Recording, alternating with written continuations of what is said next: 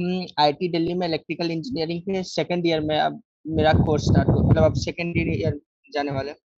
हमारा जब हमने जेई दिया था तो हमारा रैंक 1823 था ओपन कैटेगरी में। और अ, हम जमुई बिहार के रहने वाले हैं। तो आज हम लोग एटॉमिक स्ट्रक्चर के एनसीईआरटी प्रॉब्लम्स को सॉल्व करने का प्रयास करेंगे, ठीक है। तो देखिए, हमने जब हम छोटे थे, 8th क्लास में थे, तो तब हमारा मतलब हम लोग तब से ही जेई का थोड़ा बेसिक कोर्सेज करने चालू कर दिए थे। क्या है कि जेई का जो कोर्स है, जेई का जो एग्जाम है, वो अब धीरे धीरे टफ होते जा रहा है। तो क्या है कि अब बहुत सारे लोग एग्जाम देते हैं। तो अब इसमें बहुत सारे लोग इस प्रकार के होते हैं जो बहुत पहले से ही एग्जाम मतलब एग्जाम के लिए प्रिपरेशन चालू कर देते हैं। मतलब होते हैं, अब साउथ में आप जाइएगा तो वहां पे आपको ऐसे कई सारे स्कूल मिल जाएंगे जो बेसिक कोर्स करा रहे हैं जेई एडवांस के 6th क्लास से ही। बहुत लोग को 5th क्लास से ही जेई एडवांस का कोर्स चालू कर देते हैं, एकदम पागलों की तरह। मतलब बच्चों की जिंदगी एकदम नरक हो जाती है 5th क्लास से ही। तो वो सब ठीक है, फिर भी हम लोग पहली बार, मेरा जो हुआ था, हम फर्स्ट टाइम 8th क्लास से जेई एडवांस का बेसिक प्रिपरेशन चालू किए थे। तो क्या है कि हम लोग को फर्स्ट चैप्टर जो इंट्रोड्यूस हुआ था वो था एटॉमिक स्ट्रक्चर। एटॉमिक स्ट्रक्चर मतलब बहुत कंफ्यूजिंग हमें लगा था। ऐसा इसलिए क्योंकि सबसे पहले कि हम लोग का 9th और 10th का भी कुछ बेसिक क्लियर नहीं था, क्योंकि हम लोग पढ़ाई नहीं गया था। 8th में ही पढ़ाने चालू कर दिया गया था। तो 8th में तो 9th 10th का कुछ होता नहीं है उतना। और दूसरा बात क्या कहते हैं, ये कोर्स थोड़ा सा मतलब क्या है कि ये आपका फर्स्ट इंट्रोडक्शन टू केमिस्ट्री की कैसा होने वाला है। 11th 12th का जो केमिस्ट्री है उसमें क्या आप नोट करिएगा, एटलीस्ट 11th में। 12th में ऐसा नहीं है, 12th में इतना कुछ नहीं होता, पर 11th में बहुत होता है कि पहले आपको कुछ बताएगा, फिर बोलेगा नहीं नहीं ये गलत था, अब दूसरा आ गया। फिर बोलेगा नहीं नहीं ये भी गलत था, अब तीसरा आ गया। ठीक है, तो एटॉमिक स्ट्रक्चर में पहले बोलेगा थॉमसन्स मॉडल, डाल्टन्स मॉडल था, नहीं नहीं नहीं वो गलत हो गया। अब थॉमसन्स मॉडल है, वो भी गलत हो गया। रुदरफोर्ड मॉडल है, वो भी गलत। फिर बोर्स मॉडल, अब वो भी गलत हो गया।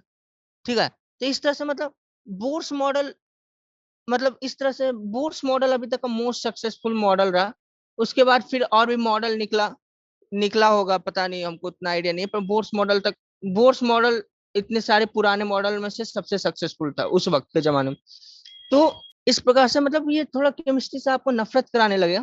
तो देखिए, हर एक सब्जेक्ट में कुछ ना कुछ खामियां होती है, तो उन खामियों को नजरअंदाज करके उस सब्जेक्ट के साथ जुड़े रहना ही आपको उस सब्जेक्ट में बेस्ट बना सकता है। जैसे हम जब पढ़ते थे तो उसके बाद हुआ धीरे धीरे हम जब, लेकिन वही 12th में आके सबसे स्ट्रॉन्गेस्ट जो सब्जेक्ट मेरा बचा वो केमिस्ट्री बना। बाकी सारे सब्जेक्ट वीक हो गए, लेकिन केमिस्ट्री मेरा स्ट्रांग बन गया।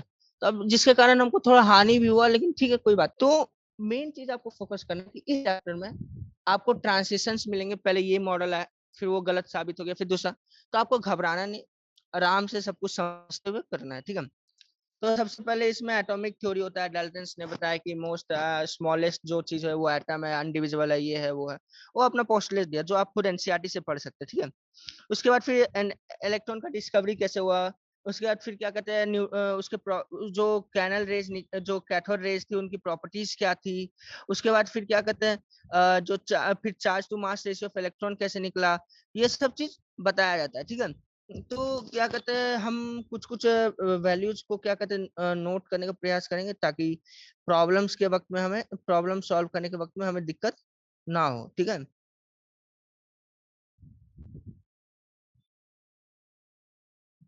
ये charge by mass ratio of for electron, ठीक है। उसी तरह फिर चार्ज ऑन इलेक्ट्रॉन क्या था, मास ऑफ इलेक्ट्रॉन क्या था, ये सभी हमें धीरे धीरे पता चला, ठीक है। तो मतलब इस तरह से हमें मतलब, अगर अभी तो सिर्फ हम आपको इस चैप्टर का थोड़ा सा ब्रीफ दे रहे हैं इसमें क्या है, लेकिन जब आप 12th में आ जाइएगा, जब आपको मैग्नेटिक फील्ड के फॉर्मुलेज, वो क्या लॉजिक्स होते हैं, इलेक्ट्रिक फील्ड क्या होता है, वो सब जब आप सीख लीजिएगा, तो उसके बाद ये चैप्टर बहुत ईजी लगेगा, ठीक है। टिल देन ये चैप्टर टफ लगेगा, ठीक है। क्या हुआ, क्यों हुआ, समझ में नहीं आया। लेकिन वही क्या होगा कि फिर फिजिक्स में जब आप जाइएगा तो आपको इलेक्ट्रिक फील्ड के बारे में पढ़ाया जाएगा, मैग्नेटिक फील्ड के बारे में पढ़ाया जाएगा। तो जब आपका दिमाग उसमें तेज होने लगेगा, शार्प हो जाएगा, जब आप क्वेश्चन सॉल्व करिएगा उसमें, तब आपको समझ में आएगा कि जब आप वापस से एक बार एटॉमिक स्ट्रक्चर खोलिएगा, तब आपको लगेगा अरे यार ये तो बहुत ईजी था, ठीक है। और आपका जेई वालों ने आपका ये काम भी बहुत इजी कर दिया। कैसे इजी किया? क्योंकि एटॉमिक स्ट्रक्चर फिर से फिजिक्स में भी है, उसको एटॉमिक फिजिक्स या कुछ नाम दिया गया है एटॉमिक स्ट्रक्चर, वो चैप्टर फिर से फिजिक्स में है, ठीक है। तो आप मतलब एक प्रकार से इनडायरेक्ट रिवीजन है एटॉमिक स्ट्रक्चर का, जो आप केमिस्ट्री में पढ़ रहे हैं। तो मतलब वहां पे भी एक बार फिर से पढ़िएगा, तब आपको पूरा कॉन्सेप्ट एकदम क्रिस्टल क्लियर हो जाएगा, एकदम सबसे बहुत आसान लगेगा, ठीक है।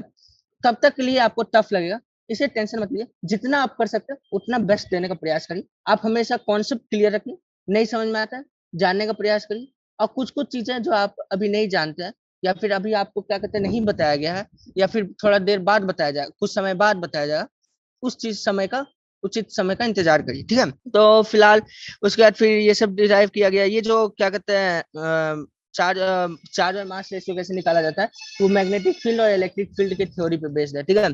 तो इस तरह से हम लोग आगे निकलते हैं। फिर ये सब करते करते हम लोग ने फाइनल में फिर प्रोटॉन डिस्कवर किया, न्यूट्रॉन डिस्कवर किया, ठीक है।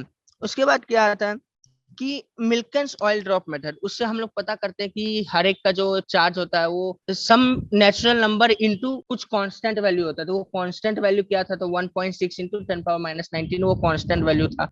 इस तरह से मिल्किंस एक्सपेरिमेंट से वो पता करते हैं उस वैल्यू को। वो भी आप निकालना सीखेंगे कब? जब क्या कहते हैं आपको मैग्नेटिक फील्ड पढ़ाया जाएगा, उस समय एटॉमिक स्ट्रक्चर में स्पेशली मिल्किंस एक्सपेरिमेंट पढ़ाया जाएगा, उसमें से आप सीख जाएंगे कि कैसे कैलकुलेट करते हैं, ठीक है। तो ये सब कुछ बेसिक थिंग थे। उसके बाद फिर एटॉमिक मॉडल्स निकाले गए अलग अलग। उसके बाद देखिए ये कुछ कांस्टेंट वैल्यू थे। देखिए आपको सारे कांस्टेंट वैल्यू याद करने होंगे, ठीक है। केमिस्ट्री का मेन रूल यही है कि कुछ कुछ जो वैल्यूज होते हैं वो याद करने होते हैं। देखिए इनऑर्गेनिक तो रटना है ही, ठीक है। अब ऑर्गेनिक भी थोड़ा सा रटना होगा, ऑर्गेनिक लॉजिकल रहता है पर उसमें भी रटना होता है, और फिजिकल में भी कुछ कुछ रटना पड़ेगा, ठीक है। तो अब क्या है तो अब इसमें इलेक्ट्रॉन का चार्ज का वैल्यू क्या है? तो अब देखिए इतना बड़ा वैल्यू रखने की जरूरत नहीं रहता है, 1.602 काफी है, ठीक है। इलेक्ट्रॉन का चार्ज क्या है? -1.602 इंटू 10⁻⁻19 कुलम, ठीक है। उसी तरह प्रोटॉन का चार्ज क्या है? 1.602 इंटू 10⁻⁻19 कुलम। दोनों का चार्ज सेम है, मैग्नीट्यूड सेम है, बस निगेटिव पॉजिटिव है, ठीक है। साइन अलग है, ठीक है। उसी तरह रिलेटिव चार्ज क्या? तो रिलेटिव चार्ज -1 + 1, मतलब वो -1.602 के रिस्पेक्ट में इलेक्ट्रॉन के प्रोटॉन के चार्ज के रिस्पेक्ट में रिलेटिव चार्ज आया, ठीक है। उसी तरह मास इन केजीज दिया है 9.109 इंटू 10⁻31, तो उतना याद करने की जरूरत नहीं। 9.11 इंटू 10⁻31 केजी काफी है, ठीक है। उसी तरह प्रोटॉन का 1.6, प्रोटॉन का आपको 3 डिजिट तक याद रखना होगा। 1.672 इंटू 10⁻27 केजी होता है प्रोटॉन का, और 1.675 इंटू 10⁻27 होता है किसका? न्यूट्रॉन का, ठीक है। इस तरह से हम लोग आराम से कर सकते हैं, ये सब सिंपल सा है, ठीक है। अब क्या है थॉमसन मॉडल या पुडिंग्स मॉडल जो कहिए, ठीक है। वो भी पता है क्या है, खीर में जैसे अगर खीर में मान लीजिए घर में खीर बनता है, उसमें कहीं कहीं पे किशमिश पड़ा हुआ है, काजू पड़ा हुआ है, तो उन किशमिश काजू का अगर इलेक्ट्रॉन्स मान लिया जाए, तो बाकी खीर को प्रोटॉन और न्यूट्रॉन मान पॉजिटिव चार्ज मान लिया गया था, और उसे थॉमसन मॉडल आया, जो कि साफ साफ गलत था, ठीक है, और लॉजिकली फिट ही नहीं हो रहा था, ठीक है। उसके बाद फिर रूदरफोर्ड मॉडल आया। रूदरफोर्ड मॉडल आता है क्या कहते हैं कि न्यूक्लियस से जैसे अब एक एटम में हम बहुत सारा रेडियो एक्टिव रे भेजते हैं, ठीक है, रेडियो एक्टिव रे, पर उसमें से बहुत सारे रे इस प्रकार से स्ट्रेट पास हो जाते हैं, कुछ कुछ का डायरेक्शन चेंज हो जाता है, और कुछ 180 डिग्री बैक हो जाते हैं, ठीक है। तो ऐसा इसलिए होता है क्योंकि मोस्ट एरिया एटम में जो है, एटम में जो मोस्ट एरिया है वो एम्प्टी है, ठीक है। सिर्फ एक स्पेसिफिक एरिया जिसमें बहुत सारा मास कंसंट्रेटेड है, ठीक है। तो उस स्पेसिफिक एरिया जिसमें बहुत ज्यादा मास कंसंट्रेटेड होता है उसको कहते हैं न्यूक्लियस। न्यूक्लियस में प्रेजेंट होता है प्रोटॉन और न्यूट्रॉन, ठीक है। तो इस प्रकार से मतलब अलग अलग एक्सपेरिमेंट्स हुए साइंटिस्टों की, कई मतलब इतना मेहनत करने के बाद सबको इतना कुछ मिला, ये चीजें इतना इतना कुछ पता चला, इलेक्ट्रॉन है, प्रोटॉन है, ये है, वो है, ठीक है। तो ये सब चीज धीरे धीरे प्रूव हुआ, ठीक है। और फिर उनको ये सब चीज पता चला, और फिर मतलब एक आदमी की एक छोटी सी प्यास ने कितनी चीज को खड़ा कर दिया वो आप जान सकते हैं। मतलब एक आदमी जानना चाह कि जब हम क्या कहते हैं बाल में कंघी को रगड़ते हैं, ठीक है, उसके बाद कागज को खींचते हैं, तो वो क्यों आता है, अट्रैक्ट क्यों होता है? तो मतलब वो आदमी की बस उस एक आदमी ने जानना चाहा कि क्यों ऐसा होता है। उस आदमी की छोटी सी जानने की प्यास ने कितना बड़ा मॉडल खड़ा कर दिया। मतलब एक आदमी एक थोड़ा सा चीज जानना चाहा, उससे वो कितना कितना खोज निकाला, और अभी वो कितना कितना खोज निकाल रहा है, ठीक है। तो मतलब इसलिए जानने का प्रयास करते रहिए, सीखते रहिए। ऐसा नहीं है कि सब कुछ बोरिंग है, ठीक है, थोड़ा सा कहीं कहीं पे हो जाता है, कोई बात नहीं, कुछ कुछ चीजें को थोड़ा एडजस्ट करना पड़ता है, ठीक है।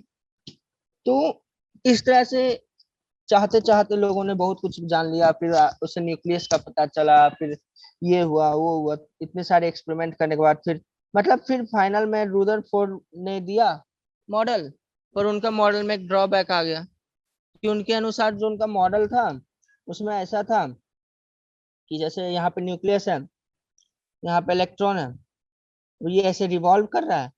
अब सिंस देखिए, अब एक सर्कुलर मोशन है, ठीक है, हर एक सर्कुलर मोशन में क्या होता है कि अगर आपका काइनेमेटिक्स का कॉन्सेप्ट अगर अभी हुआ है, थोड़े दिन पहले ही हुआ होगा मोस्टली, या फिर हो गया होना चाहिए, तो उसमें क्या हुआ था कि जैसे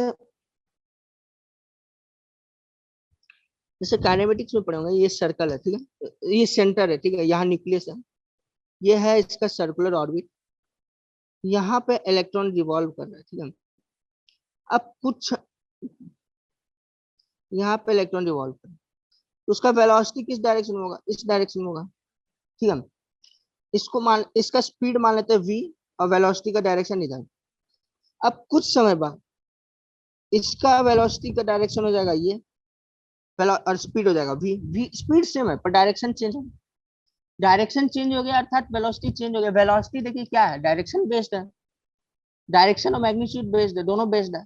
मैग्नीट्यूड सेम है, ठीक है, कोई बात नहीं, पर डायरेक्शन चेंज हो रहा है ना, डायरेक्शन चेंज, तो उससे क्या दिक्कत होगा, उससे उसमें एक्सेलरेशन आ जाएगा, ठीक है। डायरेक्शन चेंज हो रहा है यानी वेलोसिटी चेंज हो रहा है, बात दिमाग में रख लीजिए, डायरेक्शन अगर चेंज हो गया तो वेलोसिटी भी चेंज हो गया, ठीक है, भले मैग्नीट्यूड कांस्टेंट है, इसलिए यहाँ पे एक्सेलरेशन आ जाएगा। सिंस ये चार्ज पार्टिकल है, तो मैक्सवेल के हिसाब से any accelerating charge particle loses energy in the form of electromagnetic waves, ठीक है।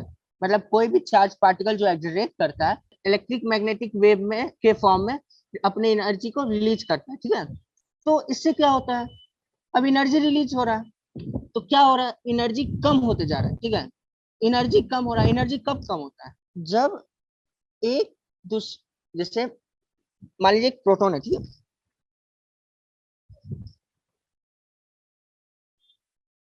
एक प्रोटॉन है, या फिर एक पॉजिटिव चार्ज है, एक नेगेटिव चार्ज है, ठीक है, ये दोनों क्या करेंगे, एक दूसरे को अट्रैक्ट करेंगे, ठीक है।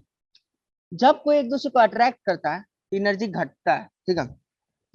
तो अब यहाँ पे एनर्जी घट रहा है, ठीक है, तो एनर्जी घट रहा है, तो एनर्जी घटने से क्या होगा, इलेक्ट अब ये इलेक्ट्रॉन न्यूक्लियस के पास आने लगेगा, तो इसका रोटेशन ऐसे ऐसे होगा, और धीरे धीरे समय के बाद वो जाके न्यूक्लियस में कोलाइड कर जाएगा, सेल खत्म, एटम गया, तो दिक्कत है। जबकि हमें पता है कि एटम स्टेबल है, तो फिर उस पर से तब इन सब ड्रॉबैक देख के तब नील्स बोर ने तब एक मॉडल निकाला कि ऐसा ऐसा बात है, इलेक्ट्रॉन रिवॉल्व करेगा सिर्फ एक ही स्पेसिफिक ऑर्बिट में, और उस स्पेसिफिक ऑर्बिट में इलेक्ट्रॉन कोई एनर्जी लूज नहीं करेगा। इस तरह से उन्होंने अपना अपना मॉडल दिया, इस तरह से मोस्ट सक्सेसफुल मॉडल रहा उस वक्त का, ठीक है। लेकिन नील्स बोर का भी एक कुछ कुछ मतलब एक्सेप्शन रह गया, क्या रहा, उन्होंने सिर्फ हाइड्रोजन का ही बताया, और गेस किया कि बाकी सब भी उसको फॉलो करेंगे, पर ऐसा नहीं है, ठीक है। उन्होंने सिर्फ हाइड्रोजन तक का ही बताया, बाकी सब पे क्या होता है पता नहीं। अब आजकल के साइंटिस्टों ने पता किया है कि नहीं, पता नहीं, लेकिन मतलब वो मॉडल हाइड्रोजन से आगे नहीं बढ़ पाया, ठीक है। बाकी इसी सब पे इतना कुछ होते हुए फिर क्या, बाकी तो सब कुछ बेसिक है, ये तो आप लोग को पता ही होगा, atomic number is number of protons, और क्या, एटॉमिक नंबर का तो बहुत सारे डिफिनेशन है। अब atomic number is the number of मतलब बहुत सारे के, एक दो दो हैं एटलीस्ट। एटॉमिक नंबर का एक डिफिनेशन है कि the number of protons present in nucleus is the atomic number of that atom, और यही मोस्ट परफेक्ट डिफिनेशन है, परफेक्ट डिफिनेशन यही है। एक दूसरा है, मतलब पीरियोडिक टेबल में जिस ऑर्डर पे the order in which an atoms comes in a periodic table is called the atomic number। मतलब जिस ऑर्डर पे एक एटम आता है एक पीरियोडिक टेबल में, उसको एटॉमिक नंबर कहते हैं, ठीक है। अगर आप लोग पीरियोडिक टेबल पढ़े होंगे, मोस्टली आप लोग पढ़े ही होंगे शायद, या फिर नहीं नहीं, आप लोग का भी सिलेबस से हट गया था। सबसे बड़ा गलत काम किया सीबीएसई वालों को, पीरियोडिक टेबल को हटाना नहीं चाहिए था सिलेबस से, क्योंकि पीरियोडिक टेबल एक बेसिक आइडिया देता है आपको कि आगे क्या होने वाला है आपके साथ साइंस में, ठीक है। तो अब उसको ही हटा दिया, चलिए कोई बात नहीं। पीरियोडिक टेबल करके एक होता है जिसमें अभी तक के फाइंड ऑल फाउंड एलिमेंट्स को अरेंज करके रखा गया, ठीक है। तो उसमें पर्टिकुलर ऑर्डर में हर एक एलिमेंट आता है। तो उस ऑर्डर में क्या कहते हैं, कौन से नंबर पे आ रहा है, उसी को वो एटॉमिक नंबर पे बेस्ड होता है। पीरियोडिक टेबल जो बनाया है वो एटॉमिक नंबर पे ही बेस्ड है, ठीक है। तो इसलिए in the order in which atom comes in periodic table is called its atomic number. पर ये फालतू है, इसका कोई यूज नहीं है। मोस्टली आपको बस इतना ही जानना है, the number of proton present in an atom is called atomic number, ठीक है।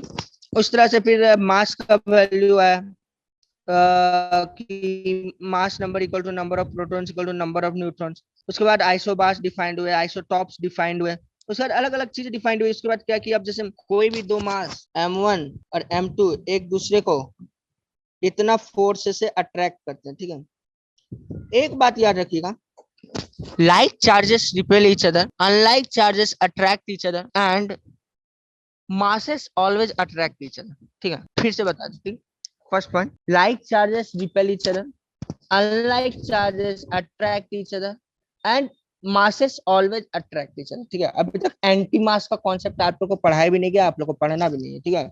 एंटी मास पता नहीं क्या होता, हमको भी नहीं आता, ठीक है। तो मतलब क्या है कि चार्ज का जो फॉर्मूला है, charge force between two charges, इसका फॉर्मूला ये है, ठीक है। तो उसमें क्या है कि अगर फोर्स निगेटिव आ रहा है, ठीक है, इसमें अगर फोर्स निगेटिव आ रहा है तो फोर्स अट्रैक्टिव है, पॉजिटिव आ रहा है तो फोर्स रिपल्सिव है, और मास वाले केस में अगर फोर्स पॉजिटिव आ रहा है तो फोर्स अट्रैक्टिव है।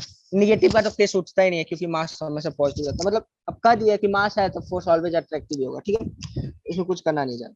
एक और चीज है जो बहुत बड़ा दिक्कत बहुत लोग को, अगर मैं भी देता होगा या तो पता नहीं, फोर्स मॉडल का जो पॉइंट आप इसमें से पढ़ ही सकते हैं, हम दो चार पॉइंट बता देते हैं, बाकी कुछ जानने को उससे एनसीईआरटी से भी आप पढ़ सकते हैं, ठीक है। तो न्यूक्लियस के अक्रॉस में इलेक्ट्रॉन घूमता है, ठीक है। तो इलेक्ट्रॉन उसी ऑर्बिट में घूमता है जिसमें उसका angular momentum equal to n times h है, ठीक है, NH/2 पाई। n यहाँ पे नेचुरल नंबर है और h/2 पाई कुछ वैल्यू है, ठीक है।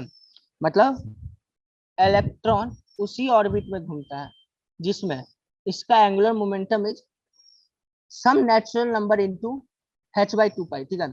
मे भी आपको ये नहीं समझ में आए, कोई बात नहीं, एंगुलर मोमेंटम का कोई फॉर्मूला बस इतना रट लीजिए, बाकी आगे आगे आप जानने लगिएगा, ठीक है। दूसरा, सिंस ये सर्कुलर मोशन में रोटेट कर रहा है तो इधर सेंट्रीपेटल फोर्स लगता होगा, ठीक है। साथ में इस पे इधर सेंट्रीफ्यूगल फोर्स होगा और सेंट्रीपेटल फोर्स यहाँ पे होगा। तो सेंट्रीपेटल फोर्स यहाँ पे क्या होगा आपको पता है, सेंट्रीपेटल फोर्स यहाँ पे होगा force between positive and negative charge, ठीक है। तो यहाँ पे न्यूक्लियस का चार्ज क्या होगा, न्यूक्लियस में मेन चार्ज क्या रहता है, प्रोटॉन होता है। प्रोटॉन का नंबर कितना होता है, एटॉमिक नंबर के बराबर होता है, इसलिए प्रोटॉन का चार्ज होगा Z। अब दो चार्ज के बीच का फॉर्मूला को हमने ये जाना, F इक्वल टू KQ1Q2/R², ठीक है। तो के जेड इंटू ई, यहाँ माइनस ई होना चाहिए, ठीक है, क्योंकि निगेटिव चार्ज के साथ डील कर रहे हैं। पर यहाँ डायरेक्शन बेस्ड सब कुछ हो चुका तो उतना लफड़ा करने की जरूरत नहीं, ठीक है। KZ²R², या फिर मे भी अगर आपको कंफ्यूजन अभी लगा टेंशन मत लीजिए, सब समझ में आएगा। अभी क्या करते हैं आप लोग का, ये बेसिक अभी चालू ही हुआ है, तो आप 12th में जब जाइएगा ना तो आपको समझ में आने लगेगा क्यों ऐसा किया, ठीक है। फिलहाल इतना नहीं। अब KZ²R² इक्वल टू, अब सेंट्रीफ्यूगल फोर्स का फॉर्मूला क्या होता है वो शायद आपको ना पता हो, ठीक। सेंट्रीफ्यूगल फोर्स का फॉर्मूला होता है ये, ठीक है। तो ये सब कुछ रिलेशन है, रट लीजिए। ये दो छोटा चीज को रटिएगा ना तो आपको बहुत कुछ रटने का जरूरत नहीं पड़ेगा, ठीक है। ये छोटा चीज रटना पड़ता है, ठीक है। अब इससे क्या होगा, अब इससे रिलेशन आ गया कि KZ² इक्वल टू mv²r, ठीक है। एक तो ये आया ऊपर से इससे, और एक ऊपर में पहले से निकाल के रखे mvr इक्वल टू NH/2 पाई, ठीक है। अब इस दो रिलेशन को यूज करके आप कुछ भी निकाल सकते हैं, कुछ भी। वेलोसिटी निकालिए, velocity of electron in that orbit निकालिए, रेडियस ऑफ दैट ऑर्बिट निकालिए, फ्रीक्वेंसी निकालिए। फ्रीक्वेंसी का फॉर्मूला क्या है, वन बाई टाइम पीरियड, ठीक है। तब अब पहले टाइम पीरियड निकालना होगा, टाइम पीरियड क्या है, in how much time that electron completes one revolution. तो टाइम पीरियड का फॉर्मूला हो जाएगा t equal to 2 pi r. R पता है, रेडियस ऑफ ऑर्बिट भी पता है, वेलोसिटी ऑफ इलेक्ट्रॉन, सब कुछ निकल गया। Time period, frequency equal to 1/टाइम पीरियड, वो फ्रीक्वेंसी आ गया। अब आएगा आपसे कुछ, एंगुलर फ्रीक्वेंसी इक्वल टू होता है, एंगुलर फ्रीक्वेंसी यानी ओमेगा इक्वल टू f/2 पाई। ठीक है, या फिर इस तरह से भी याद कर सकते हैं, omega equal to 2 pi f, इस तरह से याद करके आप ओमेगा भी कैलकुलेट कर सकते हैं। ठीक है, उतना कुछ माथा पेची करने का नहीं था, सब कुछ आसानी से ही हो जाता। ठीक है, और बाकी सब आसानी है। ठीक है, मतलब ये दो रिलेशन आपको पूरा कुछ भी दे देगा, आपको जो भी चाहिए सब, मतलब जितना भी चीज मोस्टली जो कैलकुलेटेबल है दे देगा। ठीक है, पता चला कुछ मास से आपको पूछे कलर पूछ दे तो मतलब उस तरह नहीं होता है।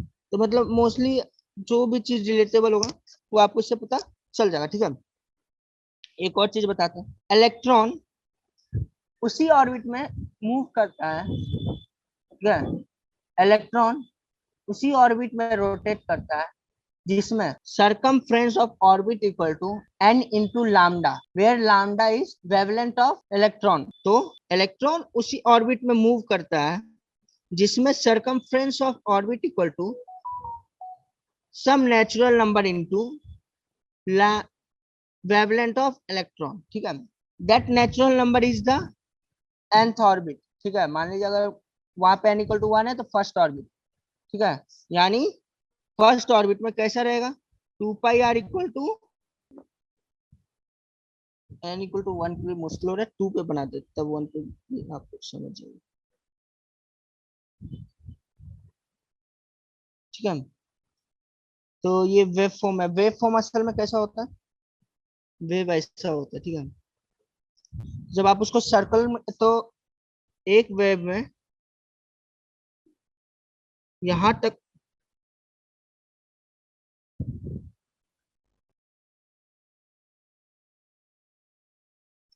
यहां तक से यहां तक का जो डिस्टेंस रहता है वो होता है लैम्डा। ठीक है, तो मतलब जब इस, ये अभी स्ट्रेट लाइन के फॉर्म, यहाँ ये स्ट्रेट लाइन है। ठीक है, जब इसको आप सर्कल में बना दीजिएगा तो मतलब जब 2 लैम्डा के बराबर का जब सरकमफ्रेंस होगा तो वो सेकंड ऑर्बिट में घूमेगा। ठीक है, 3 लैम्डा के बराबर का होगा तो थर्ड ऑर्बिट में घूमेगा। ठीक है, लैम्डा कैसे निकालते हैं, तो लैम्डा इक्वल टू होता है डी ब्रोगलीज हाइपोथेसिस। अगर डी ब्रोगलीज, हाइपोथेसिस आगे है, लैम्डा इक्वल टू h/mv। ठीक है, इससे लैम्डा आएगा। ठीक है, तो मतलब उसके बाद फिर इससे सारा लॉजिक बन जाए। ठीक, इस तरह से सिंपली हम लोग बहुत कुछ कर सकते हैं। ठीक है, और बाकी इसी से सब कुछ सिंपल ही है। तो ज्यादा हम इसमें चैप्टर में डेप्थ में जाना नहीं चाहेंगे क्योंकि समय कम है। और एक बेसिक फॉर्मूला जो आपको जान के रखना है, दिमाग में बैठाना, वो ये है, lambda into frequency equal to speed of light. First formula. Second formula energy equal to h में।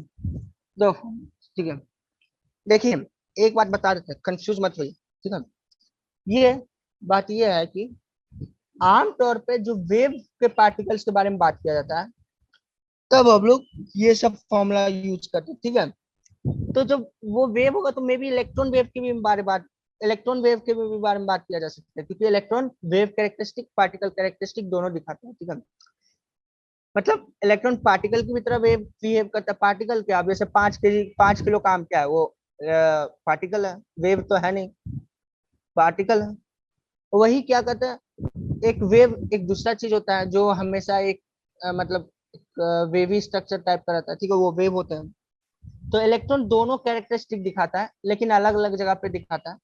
तो बोर्स मॉडल में इलेक्ट्रॉन पार्टिकल की तरह बिहेव करता है। ठीक है, तो जब इलेक्ट्रॉन पार्टिकल की तरह बिहेव करता है तो वो बोर मॉडल्स के फॉर्मूला को फॉलो करता है। ठीक है, जैसे अभी हम लोग ने दो मेन फॉर्मूला जब भी देखे थे कुछ समय पहले, के Q1 Q2/r² equal to mv²/r और mvr इक्वल टू nh/2 पाई, वो सब पार्टिकल नेचर ऑफ इलेक्ट्रॉन है। ठीक है, तो वो बोर्स मॉडल में दिखता है। ठीक है, और एक दूसरा होता है जब वेव, इलेक्ट्रॉन वेव के बारे में बात करते हैं तब हम लोग ये सब फॉर्मूला यूज करते हैं। ठीक है, ठीक, जब वेव फॉर्म में इलेक्ट्रॉन होता है तो उस समय उसका स्पीड होता है लाइट के स्पीड के बराबर। ठीक है, electron wave speed of light के साथ मूव करता है। उसी तरह यहाँ पे जितने भी वेव्स आप देख सकते हैं gamma rays, x rays, UV rays, IR rays, visual rays, microwave, FM, AM, जितना भी अलाइ बकट सब स्पीड ऑफ लाइट से मूव करता है, ठीक है ना।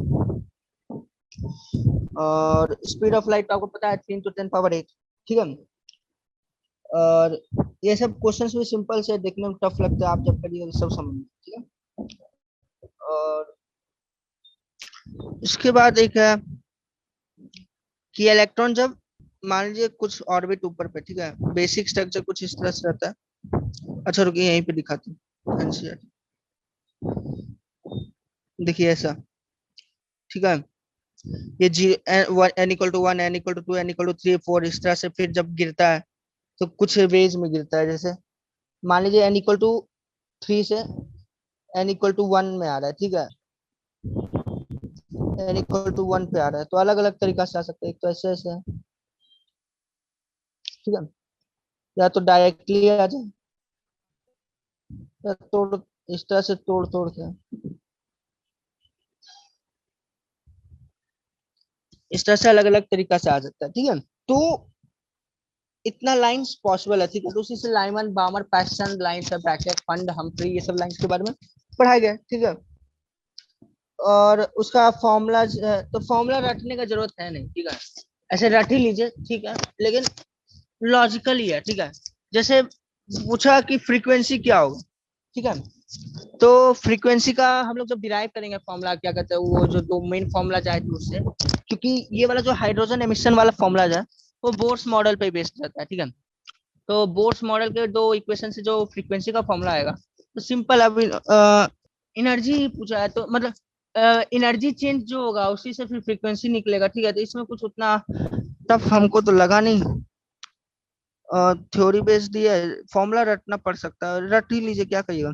उसके बाद फिर यहाँ इन्होंने दे रखा है डेल्टा ई का फॉर्मूला क्या है, NH, उस तरह से सब कुछ इधर उधर से करने के बाद उसमें अब कुछ उतना है नहीं। बस ये है कि आपको ये सब वैल्यू रटना पड़ेगा, ठीक है। ये E1 = n/1/n², RH रिडबक्स कांस्टेंट है, उसका वैल्यू -2.18 × 10⁻18। अभी हम लोग जो क्वेश्चंस करेंगे उसमें ये वैल्यू बार बार देखेंगे, ठीक है, हम पीछे आके बार बार देखेंगे, ताकि आप लोग को भी याद हो जाए, हमको भी याद हो जाए, ठीक है।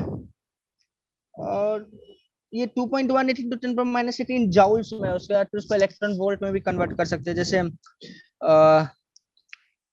1 इलेक्ट्रॉन वोल्ट = 1.6 × 10⁻19 जाउल्स, ठीक है।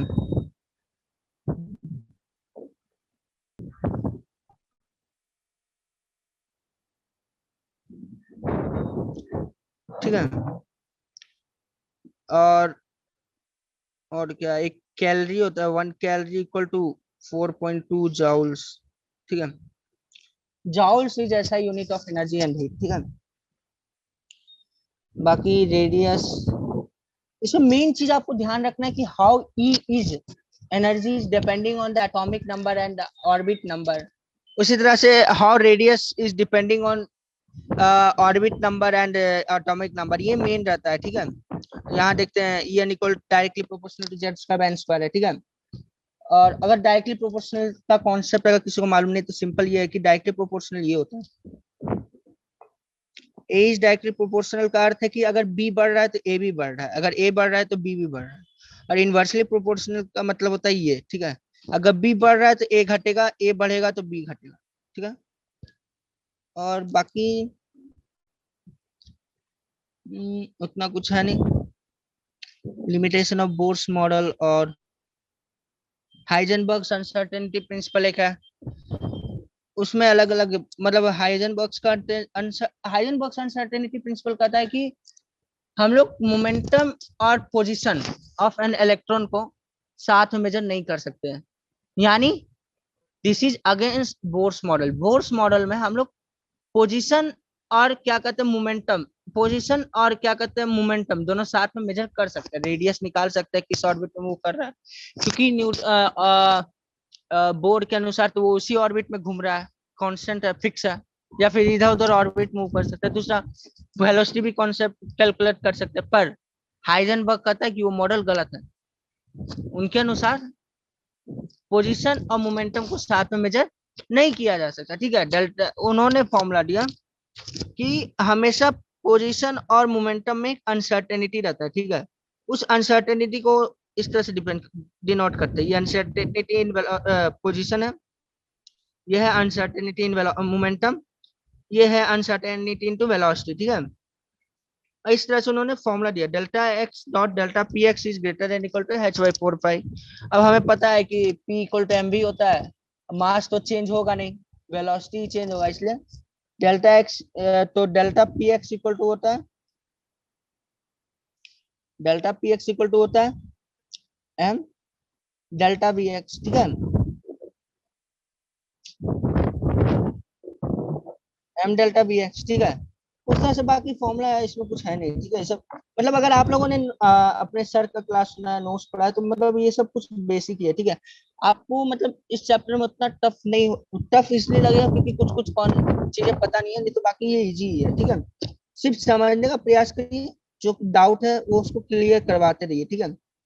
उसके बाद अनसर्टेनिटी प्रिंसिपल से अलग अलग चीजें आई।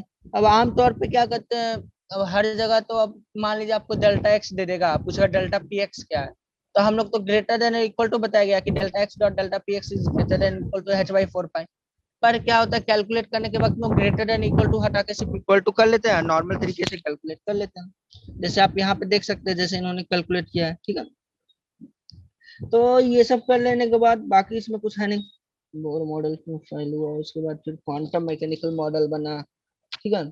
उसको क्वांटम मैकेनिकल मॉडल बनाया एरविन स्क्रॉडिंगर ने, ठीक है।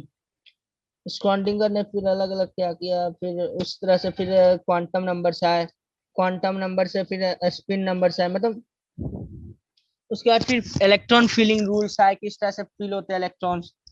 उसके बाद से ये सब आ गए, how electron fills in an orbital, उसके बाद स्टेबिलिटी, मतलब ओवरऑल अगर देखते हैं क्या पढ़े हम लोगों ने इस चैप्टर में, तो सबसे पहले हम लोगों को क्या मतलब आराम से पहले इंट्रोड्यूस कराया गया कि सबसे छोटा पार्टिकल करके कुछ होता है, ठीक है। अभी ब्रीफ देने से सॉरी, एक बात और करना चाहिए, वो ये है कि स्क्रॉडिंगर वेव इक्वेशन के बारे में एनसीईआरटी में लिटरली कुछ नहीं है, ठीक है, ढंग का कुछ नहीं बताया गया, ठीक है। तो उसके लिए आप लोग को थोड़ा सा मतलब, ठीक है, उन्होंने एनसीईआरटी ने एक प्रकार से थोड़ा सा बेसिक लेवल से दिया, आप लोग को थोड़ा सा किसी और बुक से जैसे जीआरबी टाइप के या फिर अरिहंत का देखिए या जीआरबी का देखिए। असल में मेरे सर ने बहुत अच्छा से बताया था, उनका नोट्स भी था, पर हम जब आ रहे थे कॉलेज में छोड़ दिए थे, नहीं तो हम सर को भेज देते, वो आप लोग को भेज देते नोट्स। उन्होंने मतलब एक प्रकार से बहुत अच्छा से बताया था, ठीक है, कि क्या होता है, किस तरह से मतलब स्टैंडिंग वेव इक्वेशन से अलग अलग तरह के क्वेश्चंस भी पूछे जाते हैं, ठीक है। तो उसको कैसे सॉल्व करना है, जैसे मान लीजिए कोई इक्वेशन दे दिया तो कौन सा ऑर्बिट में कैसे पता करें, तो वो सब होता था। अब हमको याद नहीं है, और क्या कहते हैं मेरे पास है भी नहीं नोट्स, तो हम आपको बता नहीं पा रहे हैं। तो आप ऐसा करिए, आप जीआरबी से या फिर अगर जीआरबी में नहीं मिलता है तो अरिहान पब्लिकेशन की सभी की किताबों से देखिए, नहीं तो स्पेशली अपने सर से जाके पूछिए कि सर अगर हमको कोई वेव इक्वेशन दे दे तो कौन, तो उस हिसाब से फिर हम एजीमुथल क्वांटम नंबर कैसे मतलब क्वांटम नंबर्स कैलकुलेट करें। बेसिकली क्या होगा कि आपको वेव इक्वेशन दे दिया जाएगा, अब उससे कुछ स्पेसिफिक तो क्वांटम नंबर्स पूछ लेगा, एन क्या आया, एल क्या आया, एम क्या आया। उससे फिर क्या कहते हैं आपसे, फिर प्रोबेबिलिटी डेंसिटी कर्व पूछेगा, प्रोबेबिलिटी कर्व, ठीक है, वो भी एक इम्पोर्टेंट चीज है, ठीक है। उसी तरह से प्रोबेबिलिटी डेंसिटी कर्व पूछेगा, प्रोबेबिलिटी डेंसिटी मतलब ये सब बहुत स्पेसिफिक ग्राफ ये सब पूछेगा, ठीक है। ये सब चीज आप अपने सर से क्लियर करवा लीजिएगा, नहीं तो बुक से पढ़ लीजिएगा, ठीक है। क्योंकि मतलब मानते हैं उतना ज्यादा ज्यादा से 4 5 मार्क्स का पूछेगा, लेकिन फिर भी 4 5 मार्क्स ठीक है। कॉन्सेप्ट टफ नहीं है, समझने का सिर्फ प्रयास करना है, ठीक है, आराम से बता सकते हैं, ठीक है। तो अब हम लोग ब्रीफ करते हैं, पहले एटम के बारे में। पता चला एटम अनडिविजिबल लोग कर रहे थे, लेकिन पता चला कि नहीं, अब एटम भी डिविजिबल है। तो छोटा अनडिविजिबल पार्ट रहेगा तो उसे निकला इलेक्ट्रॉन प्रोटॉन न्यूट्रॉन। पर अब आज तो क्या है कि अब इलेक्ट्रॉन भी डिविजिबल है, अब उससे भी इलेक्ट्रॉन से भी छोटा आता है क्वार्क्स, ठीक है। पर अभी छोड़िए, उसके बारे में जाना नहीं। तो फिर इलेक्ट्रॉन प्रोटॉन न्यूट्रॉन के बारे में पढ़े। अब ये सब चीजें क्या कहते हैं एटम में प्रेजेंट होती है, इसलिए इनको सब एटॉमिक पार्टिकल बोला गया, ठीक है। अब सब एटॉमिक पार्टिकल बोला गया। अब क्या है कि उसके बाद फिर हम लोगों ने पढ़ा कि हाउ दे आर अरेंज, मतलब हाउ दिस सब एटॉमिक पार्टिकल्स आर अरेंज, ठीक है। तो उससे अलग अलग मॉडल्स निकले, थॉमसन मॉडल्स आए, ये मॉडल आया, वो मॉडल आया, फाइनल में आया बोर मॉडल, वो भी फेल कर गए, ठीक है, पर वो अच्छा खासा ज्ञान दे दिया, ठीक है, मतलब अच्छा खासा चीज हम लोग को दे दिया जिसपे पता नहीं कितने सारे क्वेश्चन जेई एडवांस में इसमें पूछ लिए गए, ठीक है। अब उससे फिर अनसर्टेनिटी प्रिंसिपल आया जो बोला कि बोर मॉडल गलत है, ठीक है। उसके बाद फिर आया रूडर, उसके बाद फिर क्या कहते हैं उसका क्वांटम मॉडल निकाला गया, उसे क्वांटम नंबर बताया गया। क्वांटम नंबर हम आपको बताया नहीं है, थोड़ा फास्ट फास्ट में निकल रहा है, आगे जो क्वेश्चन आएंगे उसमें हम बता देंगे, ठीक है। उसके बाद क्वांटम मॉडल से फिर क्या कहते हैं स्क्रॉडिंगर वेव इक्वेशन आया कि how an electron behaves in an atom. उससे अलग अलग तरीके से फिर आप उसका n l m r s इस तरह के क्वांटम नंबर्स कैलकुलेट कर सकते हैं, जिसके बारे में आपको थोड़ा सा एक्स्ट्रा पढ़ना होगा, एनसीईआरटी में कुछ नहीं है उसके बारे में, लिटरली कुछ नहीं है, ठीक है। और क्या, और बाकी चैप्टर उतना कुछ टफ नहीं है, ठीक है, आराम से समझा जा सकता है। मोस्टली अगर आपको कुछ टफ लगेगा तो स्क्रॉडिंगर लग सकता है, पर टेंशन की कोई बात नहीं, थोड़ा सा फोकस देना होगा, ठीक है, उस पर थोड़ा सा ध्यान देना, आराम से समझने का प्रयास करना। मान लीजिए अभी नहीं समझ में आया, कोई बात नहीं, एक साल बाद फिर से प्रयास। क्यों हम एक साल बाद कर रहे हैं, इसलिए एक साल बाद कर रहे हैं क्योंकि उस टाइम आपको वेव्स क्या होते हैं, ये क्या होता है, वो क्या होता है, समझ में आएगा, ठीक है। और नहीं, अगर तब भी नहीं समझ में आया तो देखिए आप लोगों को क्या करना है ना, एक प्रिपरेशन 3 फेज में होता है, ठीक है। कोई भी जेई का प्रिपरेशन 3 फेज में होता है। पहला तो फर्स्ट ईयर क्लियर कर लिए, सेकंड ईयर क्लियर कर लिए, उसके बाद क्या होता है एक फिर से तब हम लोग रिवाइज करते हैं, ठीक है। ओवरऑल क्या पढ़े रिवाइज करते हैं, तो सिंस हम लोग को मतलब जितना भी पढ़ाई किया जाता है, ठीक है, वो सारे चैप्टर ऑलमोस्ट बहुत सारे इंटरलिंक्ड होता है। तो उससे जैसे मान लीजिए अभी एटॉमिक स्ट्रक्चर पढ़े, अब हमको समझ में नहीं आया क्योंकि कैसे उन्होंने mass by charge by mass ratio निकाला, उन्होंने कह दिया कि मैग्नेटिक फील्ड और इलेक्ट्रिक फील्ड परपेंडिकुलर में रखे, ये किए वो किए, अलाना फलाना काम किया, ये हो गया, ठीक है, मतलब हम लोग ये सब पढ़े, ठीक है। और पर हमको समझ में नहीं आया कैसे इन्होंने किया, तो वो जब आगे आप electric field magnetic field complete कर लीजिएगा तब आपको समझ में आ जाएगा, ठीक है। तो मतलब इस तरह के जो कंफ्यूजन होते हैं आने वाले चैप्टर्स में आते आते सब कुछ क्लियर हो जाएंगे। तो जब वो सेकंड रिवीजन आप करिए, जब आप फर्स्ट रिवीजन करिएगा तब उसमें आपको सब कुछ क्लियर हो जाएगा, ठीक है। तो उसी टाइम जो आपका जो कॉन्सेप्ट क्लियर नहीं था, आप उस टाइम भी उस कॉन्सेप्ट को क्लियर कर सकते हैं, ठीक है। उसके बाद क्या है, फर्स्ट रिवीजन पूरा होने के बाद फिर आता है सेकंड रिवीजन। उस रिवीजन में आप जो जो पढ़े होते हैं सब कुछ रिवाइज करते हो, उस समय आपका कोई भी कॉन्सेप्ट अनक्लियर नहीं होना चाहिए, या मे भी छोटे मोटे हो तो कोई बात नहीं, छोटे मोटे तो क्लियर होते रहता है, ठीक है। मतलब देखिए अब डाउट तो हर क्षण आपको रहेगा, ठीक है। अगर आप सीरियसली प्रिपरेशन करें तो आपको हर समय डाउट आएगा, ठीक है। लेकिन ठीक है, तो डाउट तो उस समय भी सेकंड डिवीजन में भी रहेगा, लेकिन हाँ ऑलमोस्ट सारे कॉन्सेप्ट क्लियर होने चाहिए। या फिर अगर किसी कॉन्सेप्ट को आपने छोड़ा तो मोस्टली आपने जानबूझ के छोड़ा हो कि मुझे पढ़ना ही नहीं है, तो ऐसा मत करिए, ठीक है। आपको सारा कॉन्सेप्ट समझने का प्रयास करना चाहिए, ठीक है। आपके पास 2 साल है, अगर 2 साल आप बढ़िया से देते हैं काफी है, नहीं चलिए अगर नहीं हुआ 2 साल में तो तीसरा साल लेके ड्रॉप लेके पूरा रिवीजन करेंगे, ठीक है। बाकी मतलब उसका सेकंड, उसके बाद फिर टाइम बचता है तो फिर आपको जितना रिवाइज करना है करते रहिए, ठीक है। इन सब समय में मेन चीज आपको करना होता है, आपके जो क्लासरूम के प्रॉब्लम्स होते हैं उसको बढ़िया से समझ के रखिए, कॉन्सेप्ट उसमें क्लियर, कॉन्सेप्ट अपना क्लियर रखिए, और पीवाईक्यू कर लीजिए। और मतलब आपको जेई मेंस से देने से पहले आपको सारे मेंस के पेपर क्लियर होने चाहिए, कर लेने होंगे आपको। जेई एडवांस देने से पहले आपको सारे एडवांस के पेपर करना। अब देखिए मेंस के तो बहुत सारे पेपर है तो मे भी करना संभव ना हो, पर एडवांस के एटलीस्ट सारे कर लीजिए, मेंस मोस्टली। और एडवांस के भी और मेंस के भी मोस्टली लास्ट 10 साल भी, लास्ट 10 अब तो 10 साल पहले ही चालू हुआ है, तो ठीक है, मतलब जितना भी आपसे हो सके करिए, ठीक है। और एक बात, अगर आपको लगता है कि इतना सारा पेपर हम कहाँ से करें, तो बुक्स पब्लिकेशन आती है जो चैप्टर वाइज आपको देती है paper, chapter wise previous year question देते, तो वो सब भी करिए। अब जैसे क्या है कि पहले 1978 में या फिर 1980 में, 1970s 80s के वक्त में या 90s के वक्त में लॉन्ग लॉन्ग क्वेश्चन देते थे। अब उन्हीं लॉन्ग लॉन्ग क्वेश्चन को तोड़ तोड़ के एकदम शॉर्ट शॉर्ट क्वेश्चन में बदल के अब जेई मेंस में सवाल आ रहे हैं, डायरेक्ट पूछ रहे हैं, इवन वैल्यू तक नहीं चेंज हो रहे हैं, ठीक है। तो मतलब पीवाईक्यू करने का ये फायदा होता है, ठीक है, कि कभी कभार बाई मिस्टेक मेंस में, एडवांस में मोस्टली नहीं आता है पर मेंस में आ ही जाते हैं कभी कभार, ठीक है। तो फायदा होता है, ठीक है। एक और एडवांस का क्वेश्चन था, डायरेक्ट मेंस में सेम टू सेम क्वेश्चन दे दिया, क्या पता नहीं कौन बैठ के पेपर सेट कर रहा था, एटलीस्ट वैल्यू चेंज कर देता तो वो भी गधा नहीं चेंज किया, ऐसे गधा नहीं करना चाहिए, सॉरी। तो मतलब वो मतलब आप समझ सकते हैं कि पीवाईक्यू इंपॉर्टेंट हो जाती है कभी कभी, वो आपका मार्क्स कभी कभी बचा लेती है, ठीक है। तो आपको पीवाईक्यू भी करना चाहिए। उसके बाद फिर एनसीईआरटी, देखिए एनसीईआरटी उतना टफ लेवल का है नहीं, ठीक है। मोस्टली आपको एनसीईआरटी केमिस्ट्री में ही ज्यादा यूज होता है, फिजिक्स मैथ में तो उतना कोई देखने भी नहीं जाता है।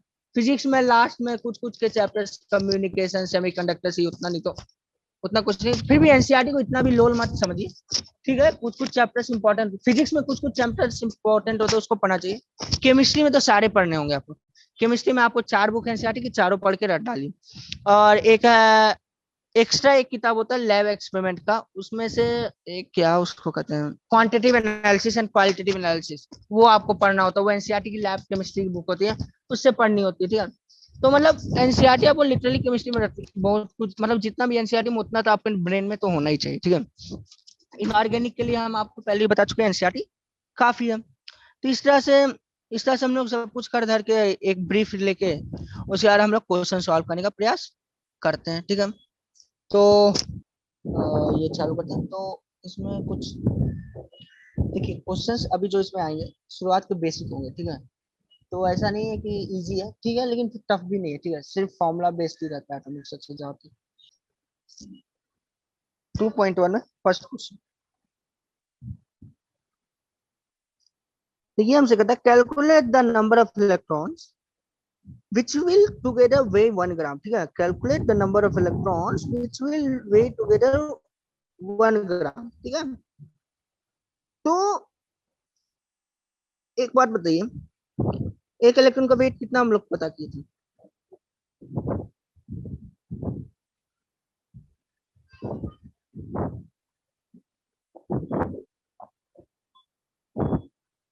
इतना हम लोग पता किए थे, ठीक है।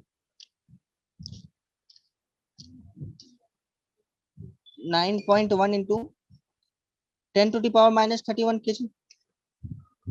अगर इसको हम ग्राम में बदल दे तो कितना आएगा?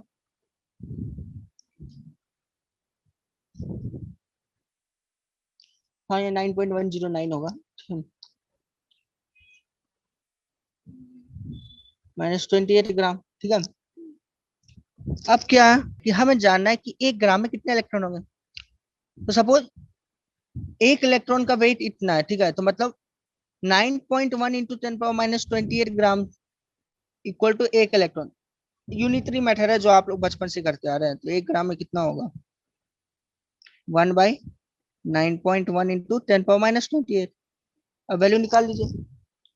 तो इसको जब कैलकुलेट करेंगे तो आएगा 109 इक्वल टू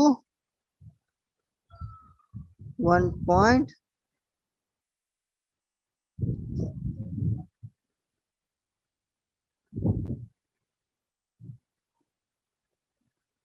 इतने इलेक्ट्रॉन्स होंगे, ठीक है। यानी 1 ग्राम में इतने इलेक्ट्रॉन होंगे, ठीक है। कोई डाउट? एकदम सिंपल है, कुछ इसमें माथा पेची करने का नहीं है, आराम से हो जाएगा, ठीक है। क्या कहते हैं, आमतौर पे अगर ऑप्शन है तो उसमें ऑप्शन से वैल्यू पता चल ही जाता है। नहीं तो आमतौर में दो डिजिट तक हाँ, 2 डिजिट तक राउंड ऑफ कर देना चाहिए, ठीक है। आमतौर पे 2 डिजिट तक राउंड ऑफ कर देना चाहिए। तो यहाँ पे राउंड ऑफ करके वैल्यू आएगा 1.09। या फिर आपको लग रहा है यहाँ पे 0 आ गया तो एक और वैल्यू दे देते एक, ठीक है, ठीक है। और क्या, calculate the mass and charge of 1 mole of electron, ये भी ठीक है।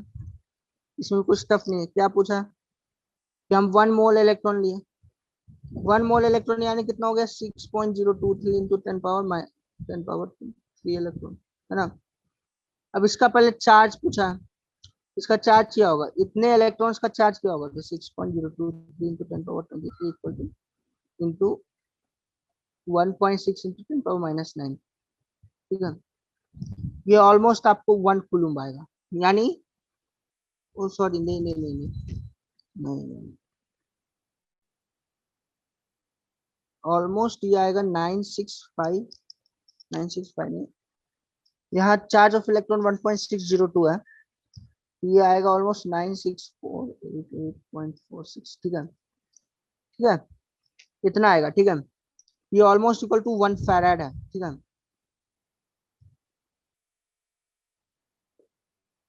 इतना कुलुम चार्ज आएगा। कितना आएगा? 1 मोल ऑफ इलेक्ट्रॉन में कितना चार्ज होगा? 1 मोल इलेक्ट्रॉन का चार्ज होगा 96488.46 कुलुम, इतना चार्ज है, ठीक है। और 1 फैराड इक्वल टू होता है 96500 कुलुम। यानी ये ऑलमोस्ट 1 फैराड है, ठीक है। असल में 1 फैराड का डिफिनेशन ये है the charge of 1 mole of electron, ठीक है। लेकिन एनसीईआरटी में इन्होंने अप्रोक्सीमेट करके 96500 कर लिया था। 12th में आपको पता चलेगा, अभी दिक्कत, अभी उसमें कुछ सोचने की जरूरत नहीं है। पर मतलब 1 मोल का इतना वैल्यू होता है, ठीक है। बस इतना जानना है, ठीक है। और 1 मोल ऑफ इलेक्ट्रॉन का मास भी पूछा, वो भी सिंपल है। 6.023 इंटू 10 पावर 23 इलेक्ट्रॉन का मास कितना होगा? इसका मास कितना था? 9.11 केजीस। तो